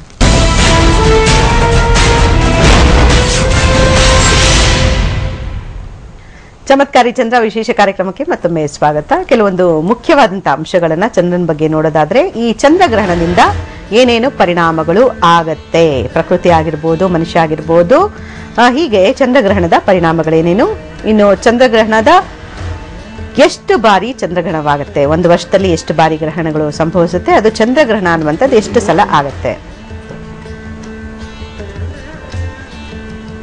ಚಂದ್ರಗ್ರಹಣದಿಂದ ಮನಸ್ಸಿನ ಮೇಲೆ ಏನೆಲ್ಲ ಪರಿಣಾಮಗಳಾಗತ್ತೆ, ಈ ಬಗ್ಗೆ ಸಾಕಷ್ಟು ಚರ್ಚೆ ಮಾಡ್ತಾ ಇದ್ವಿ ನಾವು. ಇನ್ನು ಯಾವ್ಯಾವ ದೇಶದವರು ಗ್ರಹಣದ ಲೆಕ್ಕಾಚಾರವನ್ನ ನಿಖರವಾಗಿ ಹೇಳಿದ್ದಾರೆ, ಈ ಗ್ರಹಣ ಚಂದ್ರಗ್ರಹಣ ಆಗಿರ್ಬೋದು, ಸೂರ್ಯಗ್ರಹಣ ಆಗಿರ್ಬೋದು, ಹೀಗೆ ಈ ಗ್ರಹಣಗಳ ಬಗ್ಗೆ ಯಾವ್ಯಾವ ದೇಶದವರು ನಿಖರವಾಗಿ ಹೇಳಿದ್ದಾರೆ ಅನ್ನುವಂಥದ್ದು. ಡಾಕ್ಟರ್ ಭಾನುಪ್ರಕಾಶ್ ಶರ್ಮಾ ಅವರೇ, ತಾವು ಹೇಳಿ ಸರ್, ಇವಾಗ ಈ ಚಂದ್ರನಿಗೆ ಸಂಬಂಧಪಟ್ಟಂತ ದೋಷಗಳು ಆದಂತ ಸಂದರ್ಭದಲ್ಲಿ ಯಾವ ರೀತಿ ಪೂಜೆ, ಹೋಮ, ಹವನಗಳು ನೆರವಾಗತ್ತೆ ಮನುಷ್ಯನಿಗೆ ಅಂತ? ಹೌದಮ್ಮ, ಚಂದ್ರ ಯಾವಾಗ ಕ್ಷೀಣ ಆದ ತಕ್ಷಣನೇ ಅವನಿಗೆ ಕ್ಷೀಣ ಚಂದ್ರ ಮತ್ತೆ ನ್ಯೂನ ಚಂದ್ರ ಅಂತ ಕರೀತಾರೆ. ಕೆಲವರು ಅಮಾವಾಸ್ಯೆ ಚಂದ್ರನೇ ಇರಲ್ಲ, ಅವರು ಟೆಂಪ್ರವರಿ ಚಂದ್ರನ ಹಾಕೋಬೇಕಾಗತ್ತೆ, ನಾವು ಜನರೇಟರ್ ಹಾಕೊಂಡಾಗೆ. ಅದಕ್ಕೆ ಅವರು ಸಂಗಮಗಳು ಅಂತಿರುತ್ತೆ ಜ್ಯೋತಿಷ್ ಶಾಸ್ತ್ರದಲ್ಲಿ. ಯಾವಾಗ ಅಮಾವಾಸ್ಯೆ ಅಥವಾ ಹಿಂದಿನ ದಿವಸ ಚತುರ್ದಶಿ ಹುಟ್ಟಿದ ಕ್ಷೀಣ ಚಂದ್ರ ಆಗ್ಬಿಡತ್ತಲ್ಲ, ಅವರು ಯಾವ್ದಾದ್ರು ಒಂದು ಸಂಗಮಗಳಲ್ಲಿ ಹೋಗಿ ಸ್ನಾನವನ್ನು ಮಾಡಿ ಹಿತ್ತಾಳೆ ದೀಪ ತೆಗೆದುಕೊಂಡು ತುಪ್ಪವನ್ನು ಹಾಕಿ ಅರ್ಕೇಶ್ವರ ಅಥವಾ ಅಗಸ್ತೇಶ್ವರ ಅಥವಾ ಜ್ಯೋತಿರ್ಮಹೇಶ್ವರ ಅನ್ನೋ ದೇವರಿಗೆ, ಬೆಳಕನ್ನು ಕೊಡುವ ದೇವತೆಗೆ ಹೋಗಿ ದೀಪದಾನವನ್ನು ತಾಯಿ ಜೊತೆ ಸ್ನಾನ ಮಾಡಿ ದೀಪ ಕೊಟ್ಟರೆ ರೀಬರ್ತ್ ಅಂದ್ರೆ ಎರಡು ನದಿಗಳು ಸೇರುವ ಜಾಗವನ್ನು ಸಂಗಮ ಎಂದು ಕರೆದಿದ್ದಾರೆ. ಎರಡು ನದಿಗಳು ಸೇರುವ ತಾಯಿಯ ತೊಡೆ ಎಂದು ಕರೆದಿದ್ದರಿಂದ ಅಲ್ಲಿ ಹೋಗಿ ಸ್ನಾನವನ್ನು ಮಾಡಿದರೆ ಪುನಃ ಜನನೇಂದ್ರಕ್ಕೆ ಹೋಗಿ ಪುನರ್ಜನ್ಮ ಪಡೆದಾಗ ಕಾಣ್ತಾರೆ. ಅದಕ್ಕೋಸ್ಕರ ಯಾರಿಗೆ ಚಂದ್ರ ಲೈಟ್ ಇಲ್ಲ, ಟೆಂಪ್ರವರಿ ಜನರೇಟರ್ ಹಾಕೊಂಡಾಗ ಅವ್ರಿಗೆ ದೀಪದಾನ ಮಾಡಿದ್ರೆ ಜೀವನದ ಬೆಳಕು ಬಿಡುತ್ತೆ ಅಂತ ಜ್ಯೋತಿಷ್ ಶಾಸ್ತ್ರದಲ್ಲೂ ಇದೆ. ಅದಕ್ಕೋಸ್ಕರ ನಾವು ಕಾರ್ತೀಕ ಮಾಸದಲ್ಲಿ ವಿಶೇಷವಾಗಿ ಕಾರ್ತೀಕ ದಾಮೋದರ ಅಂತ ಕರಿತೀವಿ. ಚಂದ್ರ ಎಲ್ಲ ಗಿಡಗಳಿಗೂ ಔಷಧಿಗಳಿಗೆ ಬೆಳಕನ್ನು ತುಂಬುವ ಕಾಲವೇ ಕಾರ್ತೀಕ ಮಾಸ. ಅದಕ್ಕೆ ಆಕಾಶವು ಶುಭ್ರವಾಗಿರುತ್ತದೆ, ಯಾವ ಮೋಡಗಳು ಅಡಚಣೆಗಳು ಇರುವುದಿಲ್ಲ, ಮೇಲೆ ನಕ್ಷತ್ರಗಳು ಮತ್ತು ಚಂದ್ರ ಮಾತ್ರ ಕಾಣ್ತಾನೆ. ಅದಕ್ಕೆ ನಾವು ಕೆಳಗೆ ಒಂದು ಹಣತೆ ದೀಪ ಹಚ್ಚಿ ಪ್ರಕೃತಿಗೆ ನಮನ ಮಾಡುವುದಕ್ಕೋಸ್ಕರ ಹಣತೆ ದೀಪ ಹಚ್ಚೋದು. ಟಾಟಾ ಮಾಡಿದಾಗೆ ಯಾರು ಮನೆ ಬಂದವರು ಟಾಟಾ ಮಾಡಿದ ಮೇಲೆ ನಾವು ಒಂದ್ಸಲ ಮಾಡ್ತೀವಲ್ಲ, ಆ ಥರ ಮೇಲೆ ನಕ್ಷತ್ರ ಕಾಣುತ್ತೆ, ಕೆಳಗೆ ದೀಪ ಹಚ್ತೀವಿ. ಅದೇ ಧನ್ವಂತರಿ ಜಯಂತಿ ಅಂತ ಅವಾಗ್ಲೇ ಬರುತ್ತೆ. ಅದಕ್ಕೆ ವನಭೋಜನ ಅಂತ ಕರೀತಾರೆ. ಆ ಸೋಮಲತೆಯಲ್ಲಿ ಚಂದ್ರನ ಅಂಶಗಳು ಸೇರುತ್ತವೆ, ಪ್ರತಿ ಗಿಡಗಳಲ್ಲೂ ಅವನ ಅಂಶಗಳು ಸೇರಿಕೊಂಡು ಪ್ರತಿಯೊಂದು ಆಹಾರ ಧಾನ್ಯಗಳಲ್ಲೂ ಚಂದ್ರನ ಅಂಶವೇ ಇರುತ್ತೆ. ಅದಕ್ಕೆ ಯಾವ ಆಹಾರ ತಿಂತೀವಿ, ಸಾತ್ವಿಕ ಆಹಾರ ತಿಂದರೆ ಸಾತ್ವಿಕ ಬುದ್ಧಿ, ನಾವು ಬೇರೆದ ಆಹಾರ ತಿಂದರೆ ಆ ಬುದ್ಧಿ ಬರುತ್ತೆ ಅಂತ ಹೇಳ್ತಾರೆ. ಅದಕ್ಕೋಸ್ಕರನೇ ಚಂದ್ರ ಮತ್ತು ಬಹಳ ವಿಶೇಷವಾದಂತವನಾಗಿರ್ತಾನೆ. ಜ್ಯೋತಿಷ್ ಶಾಸ್ತ್ರದವನ ತಂಡುಲ ವೈಶ್ವರೇವತ್ಯ ಅಂತ ಕರೆದ್ರು. ಅಕ್ಕಿಯಿಂದ ನಾವು ವೈಶ್ವರೇವ ವ್ರತಗಳನ್ನು ಮಾಡುವುದು ಮತ್ತು ತಂಡುಲವನ್ನು ದಾನ ಮಾಡುವುದು. ಯಾಕೆಂದ್ರೆ ಅದು ತಿಂದ ರಕ್ತ ಆಗ್ತಾನೆ ದೇಹದಲ್ಲಿ, ರಕ್ತದಿಂದ ವೀರ್ಯ ಆಗುತ್ತೆ. ಅದಕ್ಕೆ ಗೋಧಿ ಮತ್ತೆ ಚಂದ್ರನಿಗೆ ಬಹಳ ವಿಶೇಷವಾದಂತ ಕೊಡ್ತಾರೆ. ಅದರಲ್ಲೇ ಪ್ರಜೆಗಳು ಹುಟ್ಟುವುದು ಅದರಲ್ಲೇನೆ. ಅದಕ್ಕೆ ಚಂದ್ರ ದದಿಶಂಕ ತುಷಾರಾಭಂ, ದದಿ ಮೊಸರಿಗೆ ಹೆಸರು, ಶಂಖಕ್ಕೆ ಹೆಸರು, ತುಷಾರ ಅಂದ್ರೆ ಮಂಜು, ಮಂಜಿಗೆ ಹೆಸರು ಕರೆದಿದ್ದಾರೆ. ಹೀಗೆ ಚಂದ್ರನ ವರ್ಣೆಯನ್ನು ಪುರಾಣಗಳಲ್ಲಿ ಅನೇಕವಾಗಿ ಉಲ್ಲೇಖ ಮಾಡ್ತಾರೆ. ಚಂದ್ರ ತದೇವ ಲಗ್ನಂ ತುದಿನಂ ತದೇವ ತಾರಾಬಲಂ ಚಂದ್ರಬಲಂ ತದೇವ ಅನ್ಬಿಡ್ತಾರೆ. ಚಂದ್ರನ ಬಲವನ್ನ ನೋಡಿ ತಕ್ಷಣವೇ ಜ್ಯೋತಿಷ್ ಶಾಸ್ತ್ರದಲ್ಲ ಚಂದ್ರಬಲಲ್ಲಿ ಪರಿಹಾರಗಳನ್ನು ಹೇಳ್ತೀವಿ ನಾವು. ಆದ್ರಿಂದ ಆ ಚಂದ್ರನವನು ಅತೀ ಮನುಷ್ಯನಿಗೆ ಅವಶ್ಯಕವಾದವನು. ಆಗಿನ ಕಾಲದ ಋಷಿಮುನಿಗಳಲ್ಲಿ ಚಂದ್ರಲೋಕಕ್ಕೆ ಹೋಗಿ ಚಂದ್ರ ನಿನ್ನಲ್ಲಿ ಏನಿತ್ತು ಅಂತ ಕೇಳಲಿಲ್ಲ, ಚಂದ್ರನೇ ಬಂದು ಋಷಿಗಳಿಗೆ ಹೇಳ್ತಾ ಇದ್ದ. ಜಪ ತಪಸ್ಸು ಮಾಡಿದಾಗ ನನ್ನಲ್ಲಿ ಇಂಥ ವಸ್ತುಗಳಿದೆ, ನೀವೆಲ್ಲ ಇದ್ದೀರಿ ಅಂತೇಳಿ. ತುಷಾರ ಅಂದ್ರೆ ಮಂಜಿನಿಂದ ಆವೃತವಾಗುದಂತಂದು. ಆದ್ರಿಂದ ಚಂದ್ರ ನಮಗೆ ಅತೀ ಮನುಷ್ಯನಿಗೆ ಹತ್ತಿರದವನು. ಅತಿ ಎಲ್ಲಾ ಗ್ರಹಗಳಿಂದಲೂ ಚಂದ್ರ ಸ್ವಲ್ಪ ಮೊದಲು ಬೇಕಾದವನಾಗಿರ್ತಾನೆ. ಅದನ್ನು ಉಲ್ಲೇಖ ಮಾಡಿದ್ದಾರೆ. ಸರಿ ಸರಿ ಗುರುಗಳೇ. ವೇಣುಗೋಪಾಲಾಚಾರ್ಯ ನೋಡಿ, ನಾನು ಹೇಳ್ತಾ ಇದ್ದೆ ಸಮುದ್ರದಲ್ಲಿ ಹುಣ್ಣಿಮೆ ಅಮಾವಾಸ್ಯೆಗಳ ದಿನ ಏರುಪೇರುಗಳಾಗತ್ತೆ ಅಂತ. ಅದ್ರ ಬಗ್ಗೆ ಚಲಪಿಳ ಅಯ್ಯಂಗಾರ್ ಅವರು ವಿವರಣೆಯನ್ನ ಕೊಡ್ತಾ ಇದ್ರು. ಇವಾಗ ನೋಡಿ, ಸಮುದ್ರದಲ್ಲಿ ಏರಿಳಿತಗಳಾಗೋಕ್ಕೂ ಮನುಷ್ಯ ನಲ್ಲಿರೋಂಥದ್ದೇ 80% ನೀರು ಅಂತ ಹೇಳ್ತಾರೆ. ಸೊ ರಕ್ತ ಕೂಡ ಅದೇ ಅಂಶಕ್ಕೆ ಸೇರ್ಕೊಳ್ಳುವಂಥದ್ದು. ಸೊ ಹೀಗಾಗಿ ಏನಂದ್ರೆ ಅಮಾವಾಸ್ಯೆ ಹುಣ್ಣಿಮೆಗಳ ದಿವಸ ಈ ಏರುಪೇರುಗಳಾಗುವಂಥದ್ದು ಆಗತ್ತಾ ಹೇಗೆ ಅಂತ? ಖಂಡಿತ ಆಗುತ್ತೆ. ನಾವು ನೋಡ್ತಾ ಇದ್ದೀವಿ ಈಗ ಲೋಕದಲ್ಲಿ. ಯಾಕೆಂತ ಹೇಳಿದ್ರೆ ಸಮುದ್ರದಲ್ಲಿ ವ್ಯತ್ಯಾಸ ಯಾಕಾಗ್ತದೆ ಅಂತಂದ್ರೆ ಆ ಸಮುದ್ರದಿಂದಲೇ ಮೇಲಕ್ಕೆ ಬಂದಿರತಕ್ಕಂಥವನು ಚಂದ್ರ. ಹೀಗಾಗಿ ಅವನಲ್ಲಿ ಪ್ರಕೃತಿಯಲ್ಲಿ ಏನೇನು ವ್ಯತ್ಯಾಸಗಳಾಗ್ತಾ ಇರ್ತದೋ ಅದು ಮನುಷ್ಯನ ದೇಹದಲ್ಲಿಯೂ ವ್ಯತ್ಯಾಸ ಆಗ್ತಾನೆ ಇರ್ತದೆ. ಉದಾಹರಣೆಗೆ ಈಗ ಸೂರ್ಯ ಸರಿಯಾಗಿ ಕಾಣಿಸಿಕೊಂಡು ನಮಗೆ ಎಲ್ಲ ಆ ಬೆಳಕನ್ನ ಬಿಸಿಲು ಎಲ್ಲ ಬೀಳ್ತಾ ಇದ್ರೆ ನಮ್ಮ ದೇಹದ ಒಳಗೂ ಕೂಡ ಎಲ್ಲ ಆಹಾರ ಜೀರ್ಣ ಆಗ್ತಾ ಇರ್ತದೆ. ಅದೇ ಆ ಸೂರ್ಯನ ಉದಯದಲ್ಲಿ ವ್ಯತ್ಯಾಸ ಆದ್ರೆ ಅಥವಾ ಚಂದ್ರದ ಉದಯದಲ್ಲಿ ವ್ಯತ್ಯಾಸ ಆದ್ರೆ ನಮ್ಮ ದೇಹದ ಆಹಾರವೇ ಜೀರ್ಣ ಆಗೋದೇ ಇಲ್ಲ. ಹೀಗಾಗಿ ಎಲ್ಲಿ ಪ್ರಕೃತಿಯನ್ನ ಬಿಟ್ಟು, ಅದಕ್ಕೆ ಹೇಳಿದ್ದು ಪ್ರಕೃತಿ, ನಮ್ಮ ದೇಹವೂ ಕೂಡ ಒಂದು ಪ್ರಕೃತಿನೇ, ಪಾಂಚಭೌತಿಕದ ದೇಹ ಇದು. ಇದರಲ್ಲಿ ಕೂಡ ಮಣ್ಣು, ನೀರು, ಗಾಳಿ, ಬೆಂಕಿ, ಆಕಾಶವೇ ಇರತಕ್ಕಂಥದ್ದು. ಹೀಗಾಗಿ ಆ ಚಂದ್ರನ ಕಲೆಗಳು ಈಗ ಆಗಲೇ ಅನೇಕ ತಿಥಿಯನ್ನು ನಾವು ನೋಡಿ, ಅಂದ್ರೆ ತಿಥಿಗಳಲ್ಲಿ ಮಂಗಲ ಕಾರ್ಯಗಳನ್ನು ಮಾಡಬೇಕಾದ್ರೂ ಕೂಡ ಯಾವುದು ಶುಕ್ಲ ಪಕ್ಷದ ಕಲೆಗಳು ಆಡ್ ಆಗ್ತಾ ಇರ್ತದೋ, 16 ಕಲೆಗಳಿದೆ ಚಂದ್ರನಲ್ಲಿ, ಆ ಕಲೆಗಳು ಸೇರುವ ಕಾಲದಲ್ಲಿ ಮಂಗಲ ಕಾರ್ಯವನ್ನ ಮಾಡೋದು ಅಥವಾ ಎಲ್ಲವೂ ಕೂಡ ಆ ಚಂದ್ರನನ್ನು ನೋಡಿ ಒಂದು ರಚನೆ ಮಾಡತಕ್ಕಂಥದ್ದು, ತೀರ್ಮಾನವನ್ನ ಮಾಡುವುದು ಜ್ಯೋತಿಷ್ಯ ಶಾಸ್ತ್ರ. ಹೀಗಾಗಿ ಆ ಚಂದ್ರನಿಂದ ನಾವು ಕೆಲವು ಸ್ಥಾನಗಳನ್ನು ನೋಡ್ಲಿಕ್ಕೆ ಇದೆ ಅಲ್ಲಿ. 2ನೇ ಸ್ಥಾನದಿಂದ ಮನೆ ಇತ್ಯಾದಿ ವಿಚಾರಗಳನ್ನ, ಮಡದಿ ಇತ್ಯಾದಿ, 5ನೇ ಸ್ಥಾನದಿಂದ ಕುಟುಂಬದ ವಿಚಾರಗಳನ್ನೆಲ್ಲ ನೋಡ್ತಾರೆ. ಹಾಗೆ ಅವನ ಕೆಲಸದ ವಿಚಾರಗಳಿರ್ಬೋದು, ಅದನ್ನೆಲ್ಲ ಲಗ್ನದಿಂದ ಹೇಗೆ ಕೌಂಟ್ ಮಾಡ್ತಾರೋ ಹಾಗೆ ಚಂದ್ರನಿಂದಲೂ ಕೂಡ ಕೌಂಟ್ ಮಾಡ್ತಾರೆ. ಚಂದ್ರ ಅವನಲ್ಲಿ ಒಂದು ಕಲೆ ಇದೆ. ಚಂದ್ರನ ಬಗ್ಗೆ ಎಲ್ಲರೂ ಹೇಳ್ತಾರೆ ಚಂದ್ರನಲ್ಲಿ ಒಂದು ಕಲೆ ಇದೆ ಅಂತ. ಅದಕ್ಕೆ ಒಬ್ಬ ಕಾಳಿದಾಸ ಮಹಾಕವಿ ಒಂದು ಒಳ್ಳೆ ಮಾತು ಹೇಳ್ತಾನೆ, ಏನು ಏಕೋ ಹಿ ದೋಷೋ ಗುಣಸನ್ನಿಪಾತೆ ನಿಮಜ್ಜ ತಿಂದೋ ಕಿರಣೇಶ್ರುವಾಂಕ ಅಂತ. ಅಂದ್ರೆ ಕೋಟಿ ಕೋಟಿ ಕಲೆಗಳು ಅವನ ಅವನಲ್ಲಿ ಚಂದ್ರನಲ್ಲಿ ಇದ್ದಾಗ ಒಂದು ಆ ಜಿಂಕೆಯ ಬಿಂಬದಂತೆ ಒಂದು ಕಲೆ ಕಾಣ್ತದೆ. ಅದು ಏನು ಲೆಕ್ಕಕ್ಕಲ್ಲೇ ಅಲ್ಲ. ಹಾಗೆ ನಾವು ಯಾವತ್ತೂ ಕೂಡ ಚಂದ್ರನಲ್ಲಿ ಇರತಕ್ಕಂತಹ ಗುಣಗಳು ಯಾವ ರೀತಿಯಾಗಿದೆಯೋ ಎಲ್ಲರಲ್ಲಿಯೂ ಇರತಕ್ಕಂತಹ ಒಳ್ಳೆ ಗುಣಗಳನ್ನ ನಾವು ತಗೊಳ್ಬೇಕು. ಯಾವುದೋ ಒಂದು ಪಾಯಿಂಟ್ ಅವನಲ್ಲಿ ಕಲೆ ಇದೆ ಅಂತ ಹೇಳಿ ಯಾರೂ ಚಂದ್ರನನ್ನ ನೋಡೋದು ಬಿಟ್ಟಿಲ್ಲ, ಅವನ ಆರಾಧನೆ ಮಾಡೋದನ್ನು ಬಿಟ್ಟಿಲ್ಲ. ಹಾಗೆ ಎಲ್ಲಿಯೂ ಕೂಡ ಬರೀ ನಾವು ಮೊಸರಿನಲ್ಲಿ ಕಲ್ಲು ಹುಡ್ಕೋ ಕೆಲಸ ಮಾಡಬಾರದು. ಹಾಗೆ ಆ ಚಂದ್ರನ ಆರಾಧನೆಯನ್ನ ಮಾಡಿ ವಿಶೇಷ ಫಲ ಪಡಿಬೇಕು. ಸರಿ ಸರಿ. ಇನ್ನು ಚಂದ್ರನ ಬಗ್ಗೆ ಅತ್ಯವಶ್ಯಕವಾಗಿ ಏನ್ ತಿಳ್ಕೊಳ್ಬೇಕು ಅಂತ ಹೇಳ್ತೀರಾ? ಸಾಮಾನ್ಯವಾಗಿ ಇವತ್ತು ಚಂದ್ರಗ್ರಹಣವಾಗಿದೆ. ಚಂದ್ರನಿಗೆ ಅಧಿದೇವತೆ ಈಶ್ವರ. ಈ ಚಂದ್ರಗ್ರಹಣದ ನಂತರ ಈಶ್ವರನ ದರ್ಶನ. ಈಶ್ವರನ ದರ್ಶನದಿಂದ ಎಲ್ಲರಿಗೂ ಅನುಕೂಲ. ಈಗ ನನ್ನ ನಕ್ಷತ್ರಕ್ಕಿಲ್ಲ, ಆ ನಕ್ಷತ್ರಕ್ಕೆ ತಾನೇ ನಾನೇನು ಮಾಡೋಂಗಿಲ್ವಲ್ಲ ಅಂದರೆ ಆ ನಕ್ಷತ್ರನೂ ಒಂದಿನ ನಿಮ್ಮ ಸರೌಂಡಿಂಗಲ್ಲಿ ಬರಬೇಕಲ್ಲ, ಹರೌಂಡಲ್ಲಿ ಒಂದಿನ ಬರಬೇಕಲ್ಲ, ಹಾಗಾದರೆ ಎಫೆಕ್ಟ್ ಆಗೇ ಆಗಬೇಕಲ್ಲ. ಅದಕ್ಕೆ ಮುನ್ನೆಚ್ಚರಿಕೆಯಾಗಿ ಇವತ್ತು ರಾತ್ರಿ ಚಂದ್ರಗ್ರಹಣ ಮುಗಿದ ತಕ್ಷಣ ಬೆಳಗ್ಗೆ ಶುಭೋದಯದಲ್ಲಿ ಸ್ನಾನಾದಿಗಳನ್ನು ಮಾಡಿ ತಂಡುಲ ಅಂದರೆ ಅಕ್ಕಿಯನ್ನು, ಹಾಲನ್ನು ಈಶ್ವರನ ದೇವಸ್ಥಾನಕ್ಕೆ ಅರ್ಪಣೆ ಮಾಡಬೇಕು. ಯಾಕೆಂದರೆ ಇವನಿಗೇನು ತೊಂದರೆ ಆದರೆ ಅವನು ನಮಗೆ ಅನುಕೂಲ ಮಾಡ್ತಾನೆ ಅನ್ನೋದೇ ಈ ಚಂದ್ರಗ್ರಹಣದ ವೈಶಿಷ್ಟ್ಯತೆ. ಸೂರ್ಯಗ್ರಹಣ ಏನಾದರೂ ಆಗಿದ್ದರೆ ಗೋಧಿಯನ್ನು, ಹಾಲನ್ನು ಕೊಡಬೇಕಾಗಿತ್ತು. ಇದು ಚಂದ್ರಗ್ರಹಣ. ತಂಡುಲಾನು ಅವನಿಗೆ ಸೇರಿದ್ದೆ, ಹಾಲು ಅವನಿಗೆ ಸೇರಿದ್ದೆ. ಅದನ್ನ ಹಾಲು ಅಕ್ಕಿಯನ್ನು ತಗೊಂಡೋಗಿ ಈಶ್ವರನ ಸನ್ನಿಧಿಯಲ್ಲಿ ಕೊಟ್ಟು ದರ್ಶನ ಮಾಡಿ ಬಂದರೆ ಈ ಚಂದ್ರಗ್ರಹಣದ ದೋಷ ಇರಲಿ ಇಲ್ಲದೇ ಇರಲಿ ಖಂಡಿತವಾಗ್ಲೂ ಒಳ್ಳೆಯದಾಗುತ್ತೆ. ಸರಿ ಸರಿ.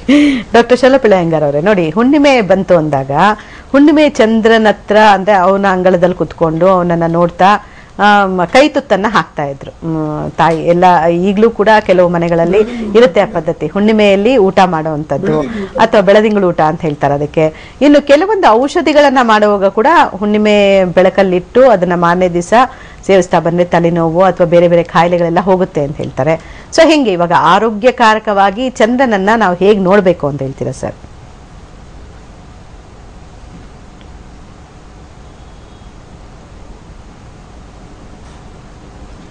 ಯಾವುದೇ ಶಾರೀರಿಕ ಸಮಸ್ಯೆಗಳಿದ್ದಾಗ ಆ ಶಾರೀರಿಕ ಸಮಸ್ಯೆಗಳನ್ನು ಹೋಗಲಾಡಿಸ್ಕೊಳ್ಳೋದಕ್ಕೆ ಸೂರ್ಯನ ಕಿರಣಗಳನ್ನು ಕಾಯಿಸ್ಕೋಬೇಕು.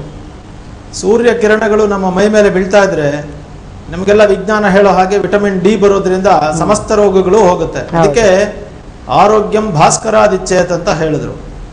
ಅದೇ ರೀತಿಯಾಗಿಯೇ ಚಂದ್ರಿಕೆಯ ಬಗ್ಗೆನೂ ಹೇಳಿದ್ದಾರೆ ಶಾಸ್ತ್ರಗಳಲ್ಲಿ.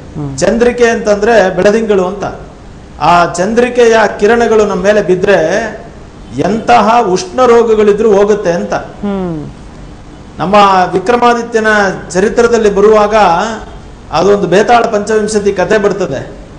ಅದರಲ್ಲಿ ಚಂದ್ರನ ಕಿರಣ ಬಿದ್ದು ಒಬ್ಬ ಸ್ತ್ರೀಗೆ ಬೊಬ್ಬೆಗಳು ಎದ್ಬಿಡ್ತಂತೆ, ಅಷ್ಟು ಹೀಟ್ ಅಂತೆ ಚಂದ್ರನ ಕಿರಣವೇ. ಅವಳೆಷ್ಟು ಸೂಕ್ಷ್ಮವಾಗಿರ್ಬೋದು ಅಂತ ಸಾಹಿತ್ಯಿಕವಾದ ವಿಚಾರಗಳನ್ನ ಹೇಳ್ತಾರೆ. ಅಂದ್ರೆ ಚಂದ್ರನ ಕಿರಣ ಬಿದ್ರೇನೆ ಅವಳು ಚರ್ಮ ಸುಟ್ಟೋಗೋಷ್ಟು ಅವಳು ಸೂಕ್ಷ್ಮ ಅವಳು ಅಂತ ಒಂದು ಕತೆ ಬರ್ತದೆ ವಿಕ್ರಮಾದಿತ್ಯನ ಕತೆ. ಅಂದ್ರೆ ಚಂದ್ರ ಮನಸ್ಸಿನ ಕಾರಕವಾಗಿರೋದ್ರಿಂದ ನೀವು ಅಷ್ಟಮಿ ಚಂದ್ರನ ಅಮೃತ ಪ್ರಭಾವ ಅಂತ ಕರಿತೀವಿ.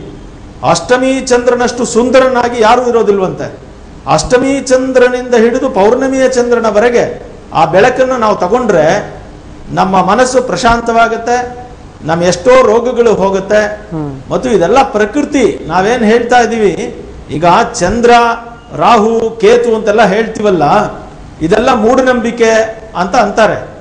ರಾಹು ಕೇತು ಅನ್ನೋದೇನು ಅಂದ್ರೆ ಚಂದ್ರ ಸೂರ್ಯನ ಸುತ್ತ ಮತ್ತು ಭೂಮಿಯ ಸುತ್ತ ಸುತ್ತುವ ಅಕ್ಷದಲ್ಲಿ ಉತ್ತರ ಭಾಗದ ಅಕ್ಷದ ಪಾಯಿಂಟ್ ಅನ್ನ ರಾಹು ಅಂತಾನು, ದಕ್ಷಿಣ ಭಾಗದ ಪಾಯಿಂಟ್ ಅನ್ನ ಕೇತು ಅಂತಾನು ಕರೆದಿದ್ದಾರೆ. ಇವಾಗ ಫಾರಿನ್ ಅಲ್ಲಿ ನೀವು gamma beta infrared radio carbon active ಅಂತೆಲ್ಲ ಹೇಳಲ್ವೇ, ಆ ತರ ಒಂದು ಟೆಕ್ನಿಕಲ್ ನೇಮ್ ಅದು. ಆದ್ರಿಂದ ಭಾರತೀಯರಿಗೆ 5000 ವರ್ಷದ ಹಿಂದೆನೆ ಈ ರಾಹು ಕೇತುಗಳು ಪಾಯಿಂಟ್ ಅಂತ ಗೊತ್ತಿತ್ತು. ಪಾಯಿಂಟ್ ಅಂತ ಗೊತ್ತಿಲ್ದೇನೆ ಇದು ರಾಕ್ಷಸರು ಅನ್ಕೊಂಡಿದ್ರೆ ಈ ಪಂಚಾಂಗದಲ್ಲಿ ಬರೆಯಕ್ ಆಗ್ತಿತ್ತೆ? ಖಂಡಿತ ಅಲ್ಲ. ರಾಹುನು ಕೇತುನು ನುಂಗ್ತಾನೆ ಅಂದಿದ್ರೆ ಇವ್ರು ನೋಡಕ್ ಆಗ್ತಿದ್ದೆ. ಅದು ಪಾಯಿಂಟ್ ಅಂತ ಗೊತ್ತಿತ್ತು ಅವ್ರಿಗೆ. ಇದೇ ರೀತಿ ನೀವು ಈಜಿಪ್ಟ್ ಅಲ್ಲಿ, ಮಾಯನ್ ಸಂಸ್ಕೃತಿಯಲ್ಲಿ, ಚೈನಾ ಸಂಸ್ಕೃತಿಯಲ್ಲಿ, ನಾನು ಹೇಳೋದು 1700ರ ನಂತರ ಅಮೆರಿಕ ಬಂದಾದ್ಮೇಲೆ ಕಂಡುಹಿಡಿಯಲಿಲ್ಲ ಇದನ್ನೆಲ್ಲ. 5000 ವರ್ಷದ ಹಿಂದೆನೆ ಕಂಡುಹಿಡಿದಿದ್ದ ಸಂಸ್ಕೃತಿಯನ್ನ ಇವರುಗಳು ತಮ್ಮ ಅನೇಕ ಸಂಶೋಧನೆ ಮೂಲಕ ಡೆವಲಪ್ ಮಾಡಿದ್ರು. ಆದ್ರಿಂದ ನಮಗೆ ವಿಜ್ಞಾನ ವೇದಾಂತ ಎರಡೂ ಬೇಕು ಅಂತ ನಾ ಪದೇ ಪದೇ ಹೇಳೋದು. ಆದ್ರಿಂದ ಚಂದ್ರನ ಕಿರಣ ನಮಗೆ ಆರೋಗ್ಯವನ್ನ ಕೊಡುತ್ತೆ ಅನ್ನೋದ್ರಲ್ಲಿ ಯಾವ ಡೌಟು ಇಲ್ಲ. ಓಕೆ ಸರಿ. ಡಾಕ್ಟರ್ ಶಲಪಿಳ್ಳ ಅಯ್ಯಂಗಾರ್ ಅವರೇ, ಡಾಕ್ಟರ್ ಭಾನುಪ್ರಕಾಶ್ ಶರ್ಮಾ ಅವರೇ, ವೇಣುಗೋಪಾಲಾಚಾರ್ಯ ಅಗ್ನಿಹೊಟ್ಟಿ ಅವರೇ, ಸೋಮಸುಂದರ್ ದೀಕ್ಷಿತ್ರೆ, ಎಲ್ರಿಗೂ ನಮಸ್ಕಾರ. ಕಾರ್ಯಕ್ರಮದಲ್ಲಿ ಭಾಗವಹಿಸಿದ್ದಕ್ಕೆ ಥ್ಯಾಂಕ್ ಯು ಸೋ ಮಚ್. ಇವತ್ತು ಚಂದ್ರಗ್ರಹಣ ಸಂಭವಿಸ್ತಾ ಇರುವಂಥ ಹಿನ್ನೆಲೆಯಲ್ಲಿ ಚಂದ್ರನ ಮುಖ್ಯವಾದಂಥ ಅಂಶಗಳು ಏನೇನು, ಚಂದ್ರ ಏನೇನನ್ನ ಮಾಡ್ತಾನೆ, ಜಾತಕದಲ್ಲಿ ಚಂದ್ರನ ಪ್ರಾಮುಖ್ಯತೆ ಏನು, ಹಾಗೆಯೇ ಚಂದ್ರ ಬಲಹೀನನಾಗಿದ್ರೆ ಏನೆಲ್ಲ ಪರಿಹಾರಗಳನ್ನ ಮಾಡಬೇಕು ಅನ್ನೋದ್ರ ಬಗ್ಗೆ ಸಾಕಷ್ಟು ಚರ್ಚೆ ಮಾಡಿದ್ವಿ. ಒಟ್ಟು ಈ ವಿಜ್ಞಾನ, ಎಲ್ಲದರಲ್ಲೂ ಕೂಡ ವಿಜ್ಞಾನ ಇದೆಯಾ ಅನ್ನೋದಾದ್ರೆ ಖಂಡಿತ ನಮ್ಮ ಶಾಸ್ತ್ರಗಳಲ್ಲಿ, ವೇದಗಳಲ್ಲಿ ಏನೆಲ್ಲ ಇದೆ ಅದು ವಿಜ್ಞಾನಕ್ಕೆ ಹೊಂದಿಕೊಂಡಿದೆ ಅಂತ ಹೇಳ್ತಾ ವಿಶೇಷ ಕಾರ್ಯಕ್ರಮವನ್ನು ಮುಗಿಸ್ತಾ ಇದ್ದೀನಿ. ನಮಸ್ಕಾರ.